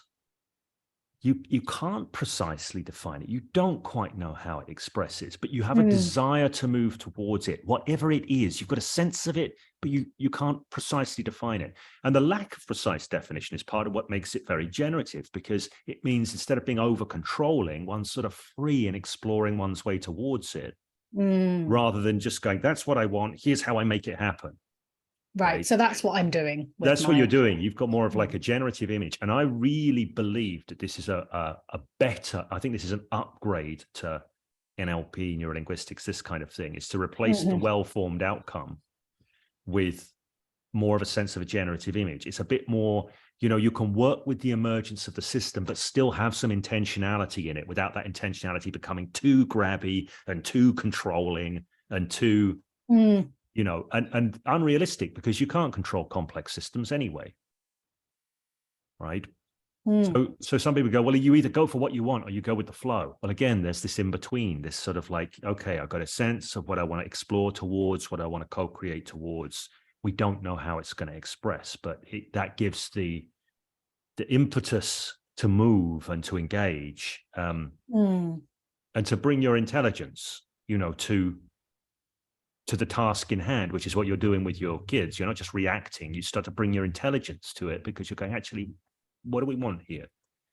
So I like that idea from Gervais Bush. Yeah, cool. I've heard you talk about that before, and it definitely opened something up for me in terms of how I was approaching that, because geez, if I set a goal, it's all I haven't really ever kind of set specific goals. There was one time that I made a rainbow on my bedroom wall of all of the things that I wanted to achieve. Ironically, I think I probably have actually done most of those things, but the kind of, goal-based, very linear process has not been how it's been for me at all. And frankly, because I think one of the things is, as I said before, I simply didn't know what was possible. And if I'd set some goals for myself based on what I thought was achievable, reasonable, all of those things, they would have been crap goals. Do you know what I mean? Yeah. Right. And this is the problem with like what do you want? Right. It's like, well, what do I want right now from my current paradigms and, ways of seeing things? That might not necessarily be what I actually want when I get it. So yeah. So yeah. So I'm gonna be completely transparent here for the recording. Claire's getting her phone charger, so that means I'm on my own for a bit, solo piloting, which is kind of odd to shift gears like this. So yeah, like the thing I was kind of talking about there, and is this idea of getting what you want. We can only ever know what we want from the ideas that we currently hold, and the ideas that we currently hold, they could be based upon all sorts of stuff that have nothing to do with us. So when we were talking before about being authentic, it's hard to know who is the authentic us, who's the us that is authentic versus the us that has been sort of put together by our upbringing, by society, by culture, whatever. So it looks like Claire's back now. Is that true? Are you back, Claire? Yeah, thanks, James. I'm so sorry to do that to you. No, that's all right. I don't know whether you want to edit that bit out or not. It was like a weird gears shift. I don't edit. I'm sorry. That's all right. There you go. I was going to say, a great podcast host would have these their shit together, these things sorted out, but I envy you on that one. I'm really, really trying to get my editing minimized. Like I want to pull back from it, because I never used to do any editing, and I did fine for years and years and years. And then somebody put this idea in my head. It's like, well, if you want to take everything up to the next level, you want to just start working on your production values a bit more. I'm like, that rabbit hole was awful. But it set this sort of way of being in motion where I start hearing, because I'm terrible. I'm going to limit myself now with a limiting belief. I go all the way into something deep or not at all. So if I start editing, oh man, do I edit? Oh, you're going to edit. Yeah. It's not like, I just do a little tidy up on this. It's just, I'm down that rabbit hole. So for me, what you're doing, that's a smart move. Stay away from editing. And of course, the other thing about editing, I think, I've often considered this and doing public stuff, is the idea that, well, I can't have that being in the public realm. Did I get some wind there? Did I burp? Right. Did the dog come in and take a drink? Yes, she did. Is she likely to bark? Absolutely. I'm just not going to go there. And people with astute ears will also have noticed the audio has changed, because I've had to unplug my microphone. And, you know, all of these things, I used to think if you'd told me I was a perfectionist, I would have laughed, because I thought I was so far from perfect that I couldn't possibly be a perfectionist, you know, and later realized that's kind of a sneaky perfectionism, you know, where you don't allow yourself to think that things are good enough at all, ever. And so, you know, you wouldn't even, and so I've got a lot of freedom from just thinking, okay, I'm going to do these things as I do them in my own way. And some people might be very frustrated by that, and then I would say to them, maybe you could work on that a bit, you know, or, you know, maybe it's just striking me that there's a parallel here between what we were talking about, the idea of self-censorship versus speaking and editing, you know, and being really, really careful in kind of what you're putting out there, overly controlling through editing or something. And, you know, this rule, I mean, when I started doing YouTube years ago, my intention wasn't to have some YouTube channel. I wasn't building a YouTube channel. It's just making a few videos. I actually wanted to embed them on my blog. I could have picked Vimeo, but I picked YouTube. You know, so the idea that I needed to edit them in any particular way, or have some high standard of production or anything, was just, you know, I'm just making some videos. I've just got some things to say. People will like them or not. And it was all about what was being shared, the idea. It wasn't about the quality of the production. And that was much more liberating. And I feel that I could be much more fluid in my communication. And in the end, what happened for me is the more I got pulled into editing, the less I was actually communicating. Right. Yeah. You know, which is crazy. And probably there's a bit of a feedback loop there in terms of when you are editing, literally editing, you're probably editing in the moment as well, thinking, well, I would have to edit this out later, so I'll just not say it. And I do think that there's something about the flow of communication that's really quite magical. Yes. Yeah. Definitely for conversation. I don't really edit much conversation. When I'm doing solo audios and these sorts of things, sometimes I will put edits in, but much less than before. I have this little program called Descript now, which I run things into. So if I'm doing a solo recording and I completely flub what I was going to say, like I trip over myself, which I do sometimes, or I like need to do a really big burp. I think that would be vulgar to leave that in the recording. At that point, I just say the word edit, and of course, when I put it in, it comes up on the transcript. I can search it and I can just click it. So that's like I'll go that far, but I don't want to get into the idea that I have to hit this perfectly or anything like that, because it's a toxic idea, totally toxic idea. Yeah, I did that with my book. I was stopping myself writing that book for so many years because I wasn't okay with writing a shit book. So in the end, I just decided I choose to have a shit book that exists in the world rather than a perfect book that exists only in some abstract mind space. That's really funny, because I'm reading a book just now that has some useful stuff in it, but it's, to all intents and purposes, a shit book. And it really opened up something for me I wasn't expecting. I mean, I'm reading it for the business knowledge contained therein. And in part of what I've done is to start writing a book. Right, cool, because I was like, well, this is a fairly shit book, but it is useful in its own way. I could probably write a slightly less shit book in terms of, you know, the kind of book it is, that would be useful in its own way. So why don't I just crack on with that? So I think I wrote 6,000 words that night that I made the decision, and I'll return to it. And have you read Julia Cameron's book, Right for Life? No. Has she read? She's written other books about creativity. Yeah, she wrote the book The Artist's Way, which was a big hit. That's why I know her. Yeah, she's got a book called Right for Life, which I think is good. Again, it's a kind of good shit book. In that the major points she overmakes much, I think. But to me, like she sort of really helped me become more of a writer. That's not my natural position, because I'm usually in too much of a hurry to write in some ways. Like I want to get my thinking out there, and it's just like this is too slow. It's just, and there's so much thinking, right? As soon as you start writing it, you're like, oh, and there's that other idea, and then, well, this is for me anyway. I'm like, this oh, is and what she's been really good with. As you know, she's got some simple rules like write, don't rewrite at this stage, right? And write, don't think.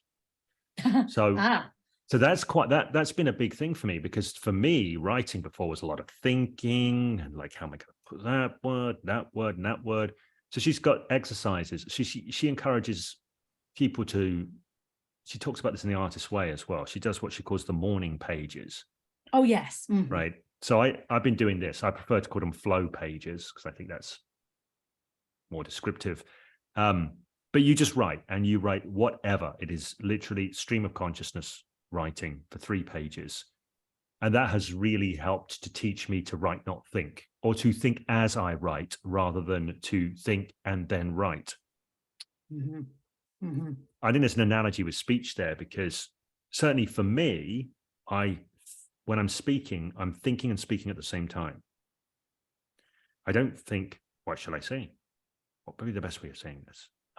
Because then I get stuck. And I actually, I know people that do that a lot of the time, or they can go into that mode, and that's how they get in the way of their fluidity of speaking, is because they're thinking about what they're going to say. That isn't what anybody does when they're speaking naturally. They think and speak at the same time. I've just had a bit of a mind-blown moment there, that we do that we think and speak at the same time is mind-blowingly complex and awesome. And how do we even do that?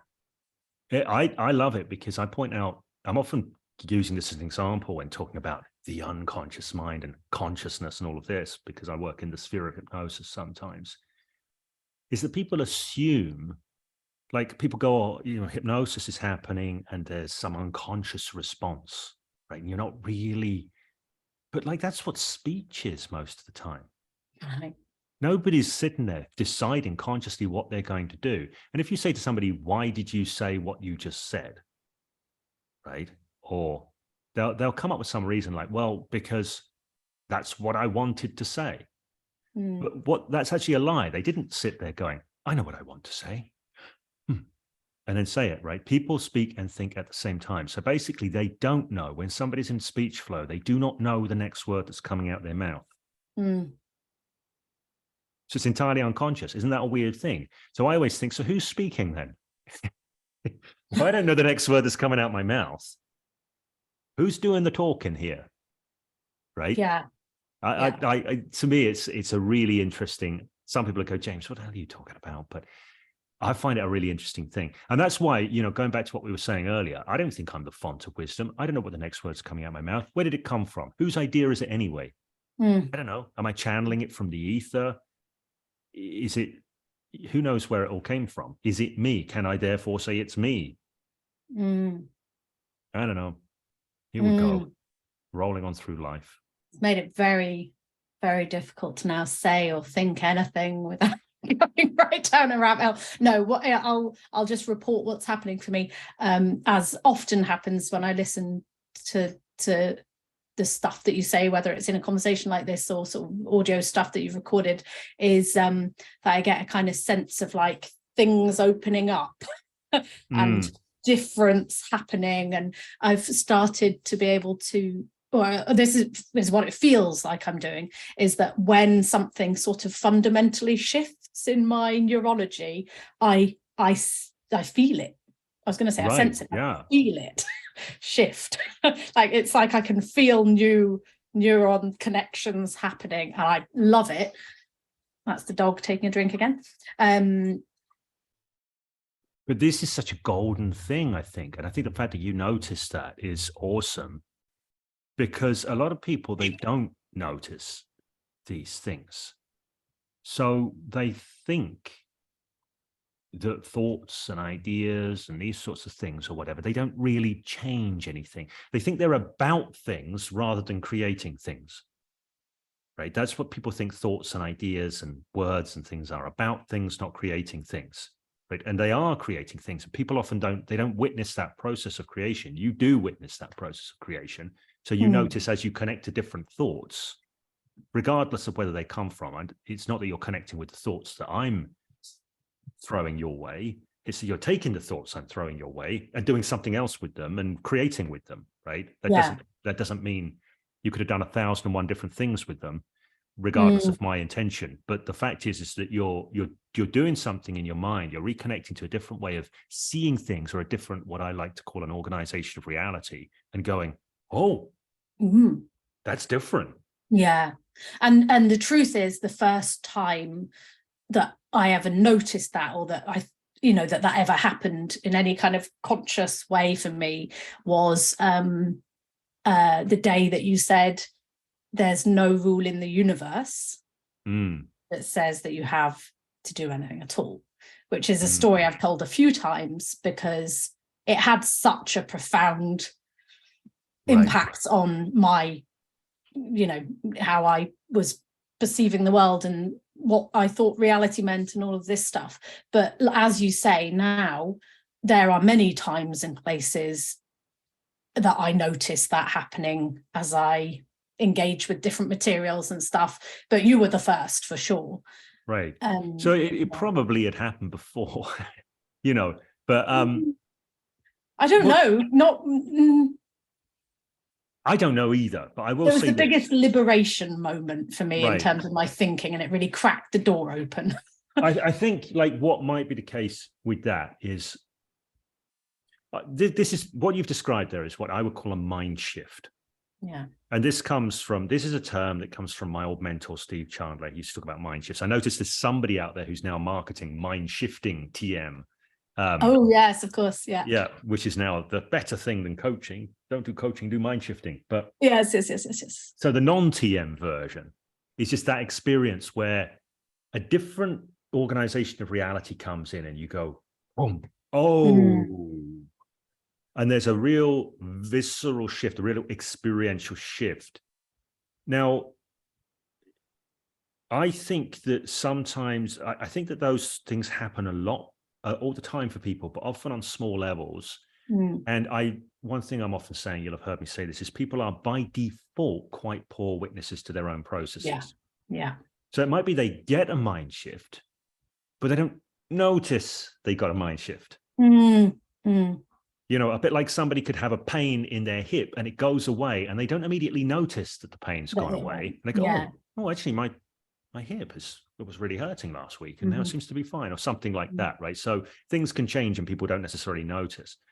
So I think what can happen is that if somebody has a big enough mind shift, for whatever reason, that they go, and they actually notice that shift, it actually increases their acuity for sort of smaller mind shifts. So they start to notice those more. And then that becomes a thing you suddenly become aware of. Once you become aware of something, and again, part of when I'm coaching people, one of the things I get people to lean into is becoming a better witness to their own processes. And sometimes people go, well, how do I do that? Do I do meditation? Do I observe my thoughts? It's like, you just know that there's more to be seen. So I often start off not with meditation, but with felt sense. Yes. When I'm working with clients, I will often invite a very specific observation of a mind shift. So they will say something to me in a particular way, and I'll say, just say that again, or think it in your head and notice your experience of it. Right. And now I'm curious, just try this on. Right. And I'll give them a different thing. And they go, how is that different? Oh, I say, which one feels freer? And they go, definitely the second one. I'm like, right, interesting, right? So if you've been unconsciously living inside of the first one, how would that be different than if you were now unconsciously living inside of the second one? And it's just, in a sense, it's not that I'm trying to reprogram something in that moment. I'm just want to create an experience of observing how experience changes, and like their sense of self and sense of being and what's possible for them could change just because they shift and hold reality through a different set of ideas or something like that. And to me, that's a really big thing, because sometimes I talk about thinking and I say, look, a lot of what I do with clients is I'm just thinking with them. We think Mm. together. Now, I know if I say that, some people will go, oh, thinking, yes. And they will detach that from experience. They'll go, thoughts sit in this sort of abstract, rarefied intellectual space. But to me, real thinking is a full body sport, right? Yeah. It's like, you know, Yeah. it's not just like these ideas. And this is why I've got this little pet hate if I'm ever working with somebody and I'm coaching and they go, well, it's food for thought. I'm like, no. We missed the mark. I know, Yeah. I've had that too. Yeah. Yeah. It's like, you didn't go there. We didn't go No, there. you really didn't go there. Yeah. Yeah. And for those that are listening rather than watching, when I talk about how profound the shifts that I've got in James's presence or listening to James are, he kind of like almost squirms in his seat, and I kind of love this humility because it's genuine. Because actually I think what it ties back to is something that I'm also very keen on myself, which is that when you coach somebody, what I see in you versus like a lot of other people I've seen in the field and who are very successful and all of that stuff, is this idea that actually you really do want the other person to own the stuff, own the shifts, own the changes, or and to own that for myself. You know, I would really rather that somebody take the learnings, take whatever they get and fly with it, and almost forget I had anything to do with it, you know, in the moment of the recreation of their thoughts and sense making. Then I would have them kind of be forever thinking that it was me that did the thing or whatever, you know. Yeah, I think that's a really disempowering thing for people. You know, if you're in the business of helping people get more into their power, like having them get into their power and go, but remember, you owe it to me, okay? But also there's a lot of kind of rhetoric around, you know, people's special spiritual gifts and their insight and, you know, that's delivered rather than facilitated, that I find disempowering personally, and I don't choose to engage in that kind of work with people. I mean, you know, I spoke about astrology earlier, and that kind of, you know, that's a body of knowledge I don't know much about. And you could say that there was some delivered insights there. I'm at choice whether I take them on or not, you know, or whether they resonate.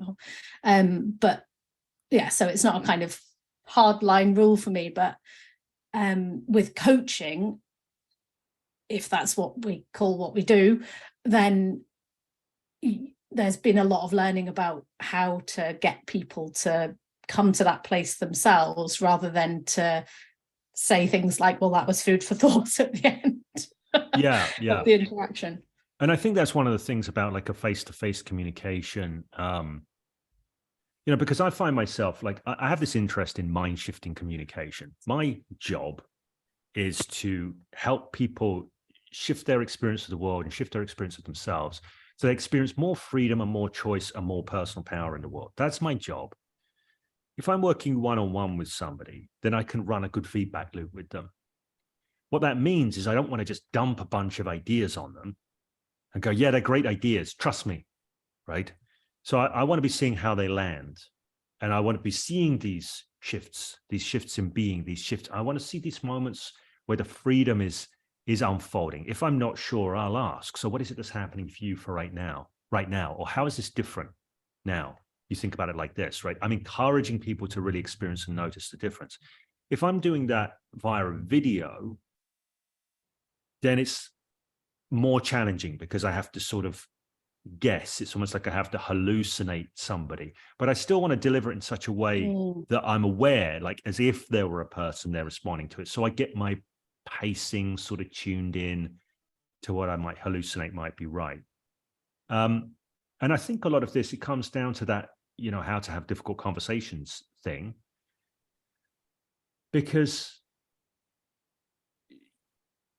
you know, like when working with a client, speaking for myself, I might be helping them to shift their organizational reality so they have more power in their lives, right? And that's, again, I'll emphasize, it's not power over, it's not a zero-sum game, who's up, who's down power. It's a power to engage, a power to create, a power to be part of the difference making that's going on in the world. So like I'm working with a client there, and it's not really about me. It's not about me. It's about them 100%. A lot of the same skills for me, though, or the same sensibilities are in place when I am co-creating partly for myself and my world. So like when I'm with a client, I'm with them co-creating for their world. When I'm engaging with my family, with my friends, I am co-creating for my world or our world, right? I'm much more of a participant. I'm much more involved in it. So I've got a bit more of a dog in the race sometimes. You know, like there might be something which I actually do think is a good idea. I really do think it would be better if we did it this way. So I'm going to use a lot of the same skills, but I do have a slightly different mode of engagement, you know, and I'm willing to own that and go, yeah, look, actually, I think it would be better if I do it like this. I'll own it, but I'll still have humility about it because I don't know it's better if we do it like this. But I might think it's better and then say, look, here's why. Right. There's an idea I really like from the philosopher Jürgen Habermas. So he's a sociologist and philosopher. And he's got this whole way of looking at things, which I really like across the board. But he talks about the system versus the life world. And the system is the political system and the economic system and the bureaucracies and everything that runs life, the political and economic stuff. The life world is what most people are engaged in most of the time. They're with their family, they're figuring out what they're going to eat later. They're going to, do you see what I mean? It's just like, well, how are we going to pay that bill? It's just, that's the life world. Like the life world is people living their life. And then the system is the economy and politics and all of this. He points out that the system ought to be in service of the life world, not the life world in subordinated to the system. And we end up with the life world subordinated to the system much of the time. But he's got this idea of what he calls communicative rationality. And communicative rationality is different. This is compared to what's called instrumental rationality. Now, instrumental rationality belongs to the system. And he points out that the system has corrupted the life world and brought in too much instrumental rationality. Instrumental rationality means I use my rationality to bring about specific outcomes, right? So I'm going to use my reason to maybe persuade you to do something a certain way or to just organize things so that they come out a particular way. So I use my rational faculty to bring about ends. And there have been some earlier critiques before Habermas saying that this was one of the problems of the Enlightenment, that it brought about this loss of values and just this instrumentalism, which turned people into means to ends, right? So there's this thing turning people into means to ends. Then you've got this communicative rationality. And Habermas was saying that the earlier critiques of rationality had confused rationality for being only instrumental, only about bringing about ends. Whereas in the life world, most rational communication, that means we come together and we use our brain, really, basically, rather than just reacting from wherever, is actually not about trying to make anything happen. It's about collectively deciding. It's about collectively negotiating things. It's about figuring stuff out together. You know, now what really struck me when I discovered these frames from Habermas is it's similar to something I've been saying for a long time in the world of NLP, because I train people, I coach people, I mentor people. Some of the people I get, often from the world of sales, they want to know how to use this stuff to get people to buy things, get people to do things and like make something happen. And I'm like, ooh, I'm not really into that, right? That doesn't float my boat. And I realized that I use most of my communication skills and my influential communication skills, not to get people to do things, but to influence them to see things in a variety of different ways, increase choice in their world. Yeah. So you've got this distinction, which is like overlaps with this thing that Habermas is talking about. So I think this idea of communicative rationality and the life world is like, we all want to be able to decide, right? If you're in a family and you want to decide where you're going to go on holiday, right? You can have a good conversation about that. You can have a very generative conversation when somebody doesn't have an agenda going, I know where we want to go on holiday, I'm going to make you all go, right? That's a very different sort of a thing. So I'm a big believer in communicative rationality, which to me overlaps with generative communication, generative thinking, thinking together, sense making together. And in the end, it's like, well, who wants what? My default is, well, we all want a better life. We all want a nicer time. We all want to have more freedom, more enjoyment. And that might not be easy. There's always going to be ongoing negotiation involved in that, ongoing decision-making, collective decision-making, collective sense-making. It's not like a one and done. Now we've got a perfect world, right? The other thing Habermas points out as well is he's got this idea, or he originated this idea, different people take this differently, of what he calls intersubjectivity. So there's this whole problem between the objective and the subjective, right? Which has gone on for a long time in philosophy. It's like, well, what can we absolutely know for sure? Nobody can know anything because everything's subjective. Well, if everything's subjective, then anything goes. Like, you know, who's to say my beliefs are better than yours or whatever? And we end up with this, like, how do we deal with truth? How do we deal with... Well, Habermas just says, well, it's like nobody gets to know the truth, but we do get to come together and bring all of our subjectivities together. Yeah. So everything I'm speaking about right now comes from my subjective organizational reality. And you are in your subjective organizational reality.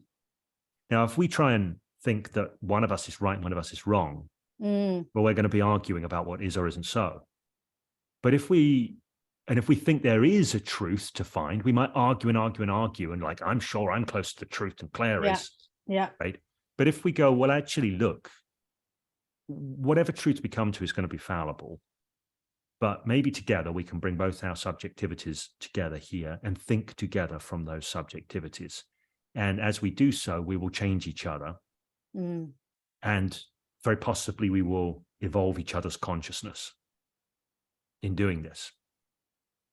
Right. And Habermas points out that in order to do this, one must be sincere. Yeah.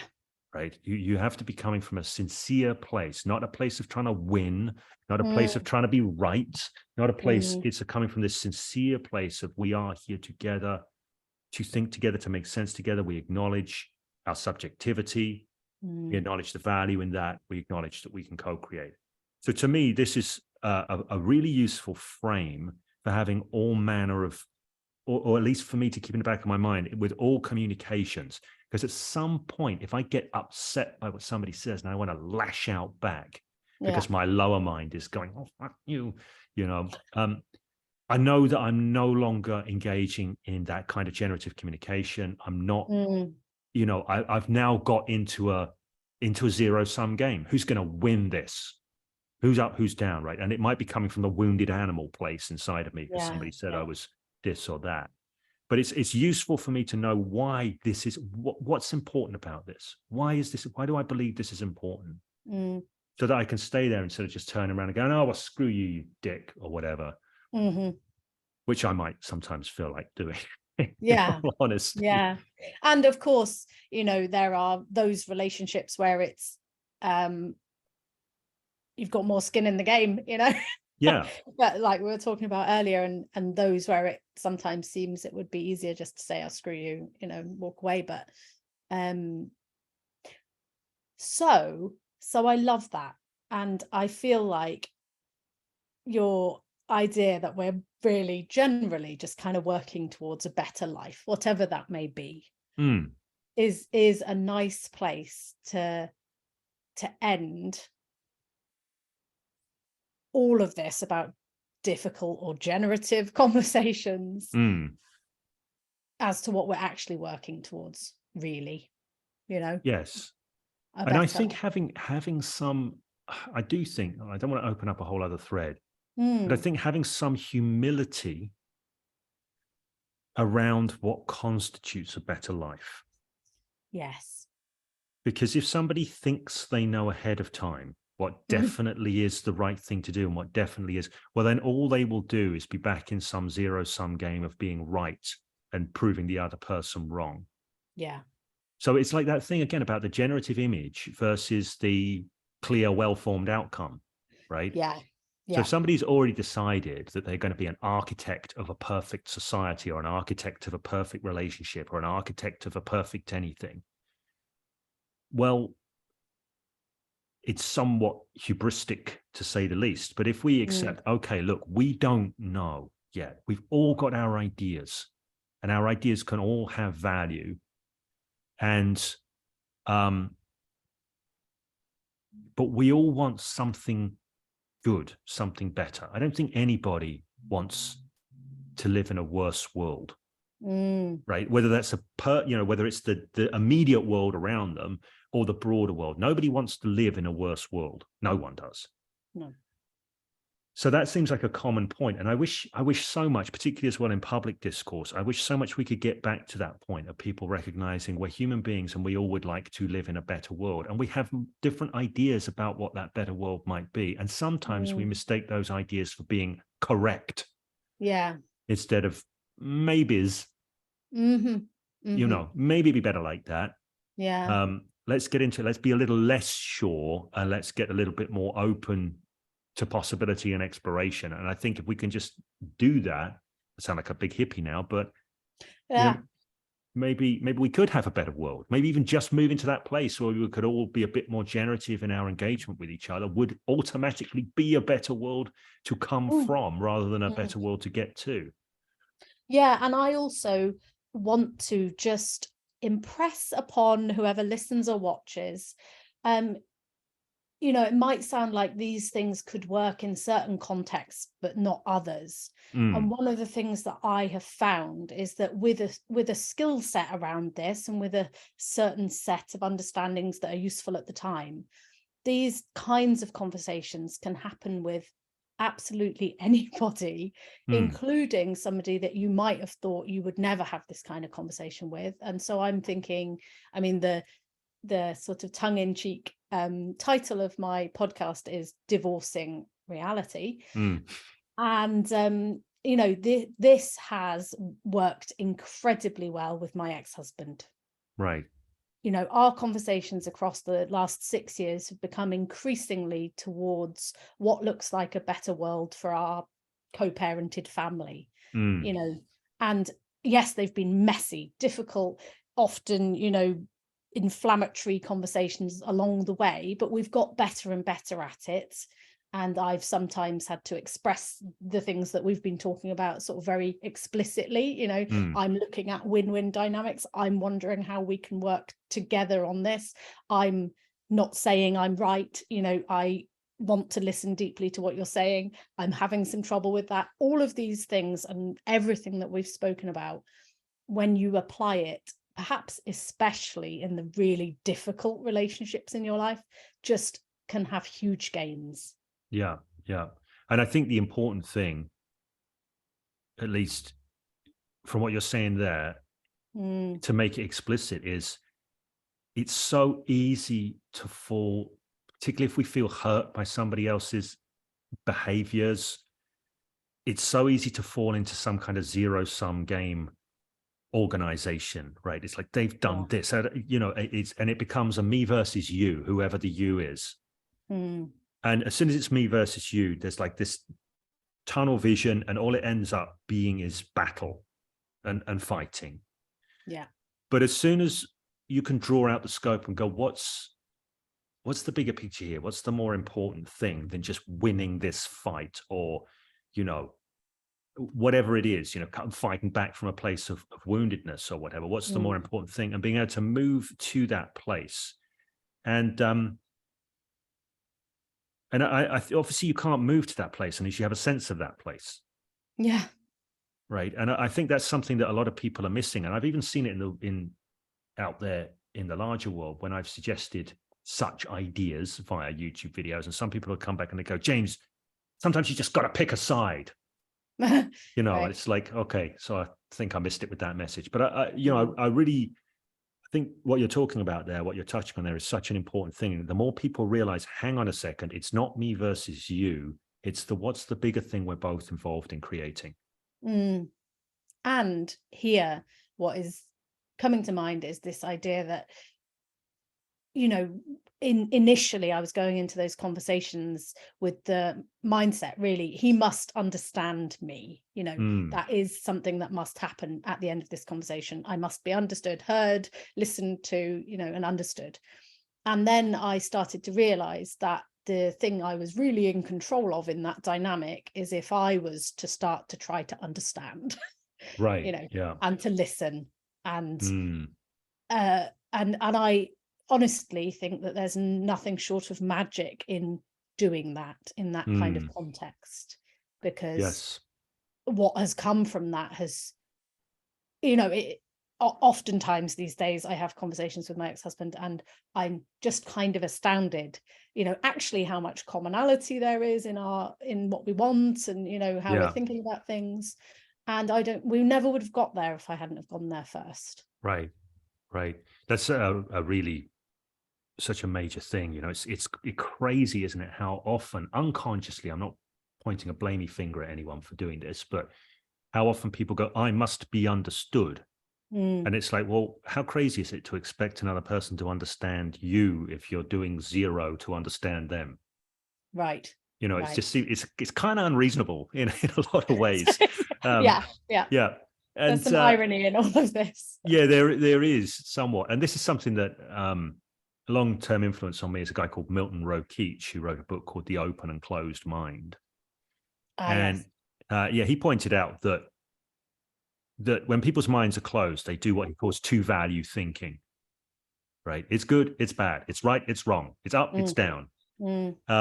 When they're in an open-minded space, they do what he calls multi-value thinking, i.e. they're able to look at things in a variety of different ways.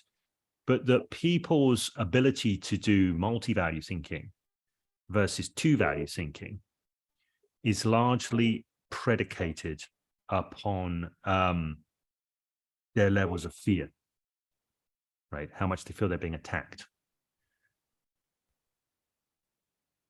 Okay, so glitch out there. So there's just this Milton Rokeach idea that when people are in an open mind, they do multi-value thinking. They do nuance. They can take some different perspectives. They're not rigidly attached. When they have a closed mind, they do two-value thinking. It's right, it's wrong, it's true, it's false, right? And there's often a zero-sum game between those two positions, right, wrong. But he points out that basically people do multi-value thinking and open their minds when they feel safe, unthreatened, right? When they feel threatened, they go into black and white thinking, right, wrong. So one of the simplest ways to increase somebody's level of threat is to attack them, is to go, well, however, energetically, with the words, whatever. It's just if you're in attack mode, you're going to put somebody back into two-value thinking, right, wrong, and they will defend from that. So it's guaranteed to be a fight. If you go into multi-value mode, then you open things up. If you act like what this person's saying has got richness and nuance inside of it, there's things I'm not seeing. If I just react to what I'm hearing, I haven't got the full picture. So, and they've come to this perspective for a reason. There's a reason they think the things they think. And if you open up and you become curious about that, what Rokeach points out is people then feel heard and seen and honored and all of this. And so they stop perceiving you as an enemy because you're genuinely curious about them. And when they stop perceiving you as an enemy, then they relax and open up. And then you break that feedback loop that forces people into the two-value thinking, and you end up, being able to create. So his first point is always assume that there is at least one unit of value in any perspective that anybody says. Like, let's say it could go up to 100 units, it could go up to 1,000 units, but you assume there's at least one unit of value in any perspective. Right? There's something you could get from understanding that perspective. So if you assume that and you go looking for that one unit of value in the other person's perspective, you're going to change the feedback loop that runs, because they're going to open up, they're going to relax off, and then you can have a much more generative conversation. So I think that's to me is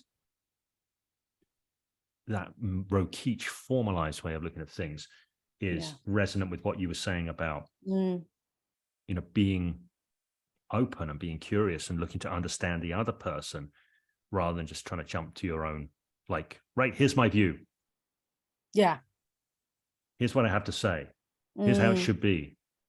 And of course, if you perceive yourself to be faced by an unreasonable bastard, you're going to find an unreasonable bastard in front of you, aren't you? Yeah. Yeah. And sometimes little things like, like one of the things I love doing in communication, if it gets head to head, I'll say,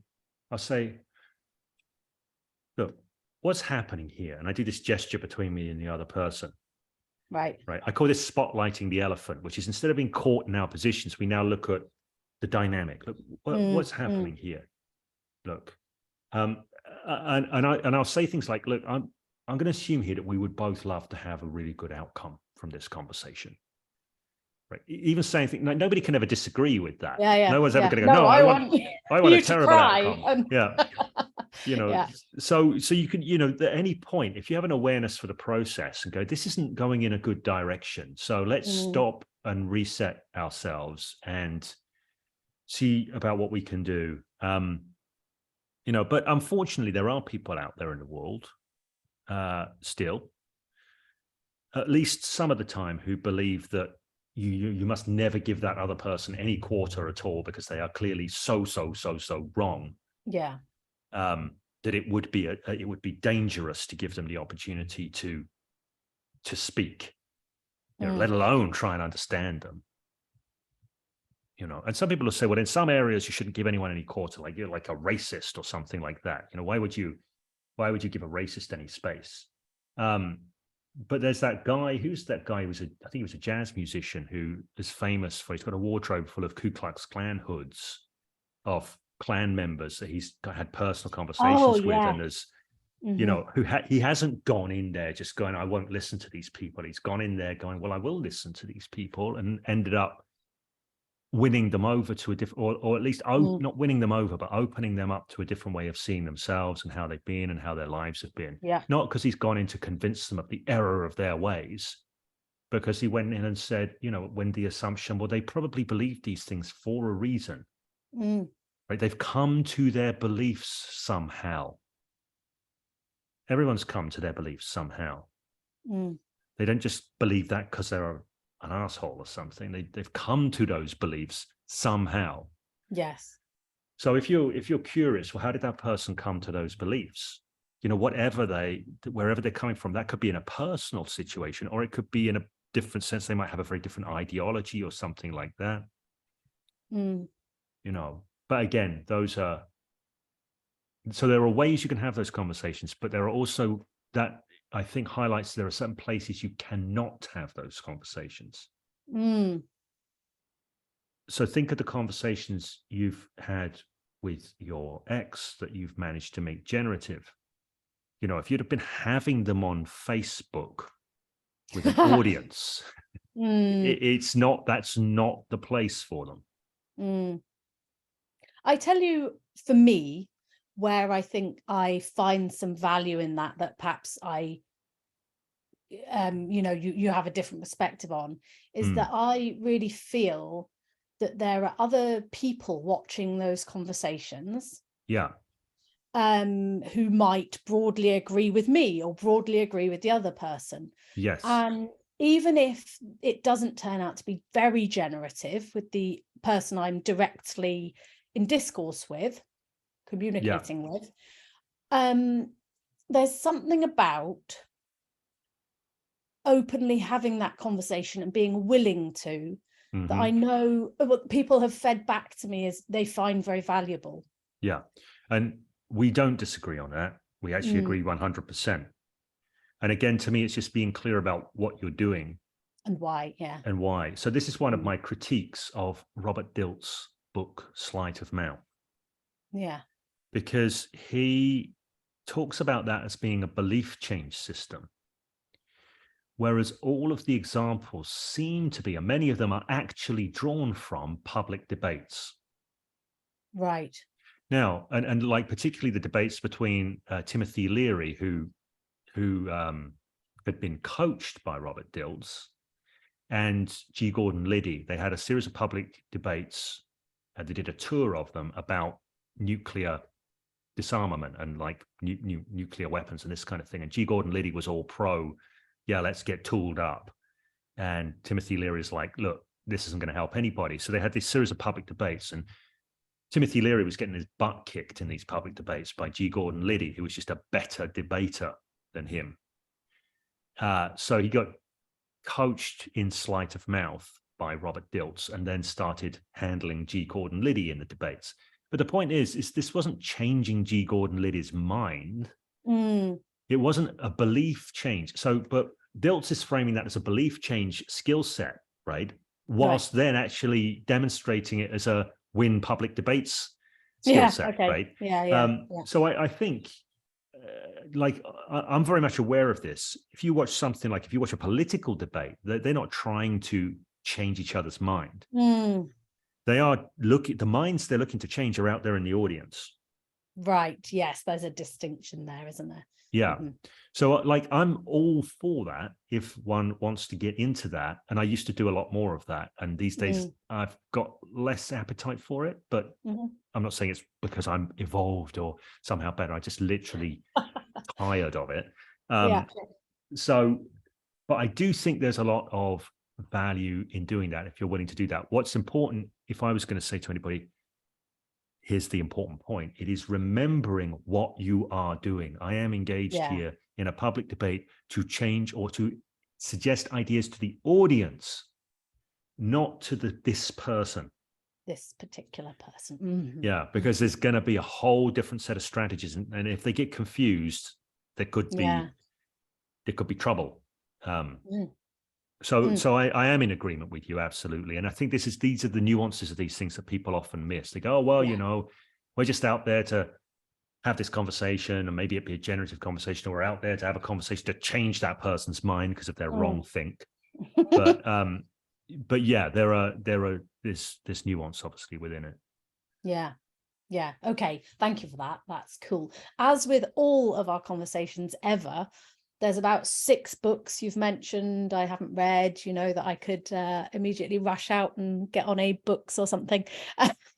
Mostly I haven't read them either. So. Oh, well, that's fine then. I'm a big fan. Like a lot of the philosophers I mentioned, I've never read their great works. Okay, because I was imagining, you know, curled up with a cocoa and trawling through these tomes. No, okay. No, I just like, if there's a philosopher whose ideas I think are useful, or I think, actually, I might want to know more about that, the last thing I'm going to do is get one of their books. Okay. I'm going to go and see a dozen different people who summarize their ideas. And then I get a synthesis from that, which is why I'm always, because that's a quicker way in, because they're all going to like synopsis what they think is the best this person's thinking. And when you cross-reference it, something useful will come of that. And this is why I often go, you know, I can't be 100% sure on this. I'm not a scholar because I haven't read the original works. No.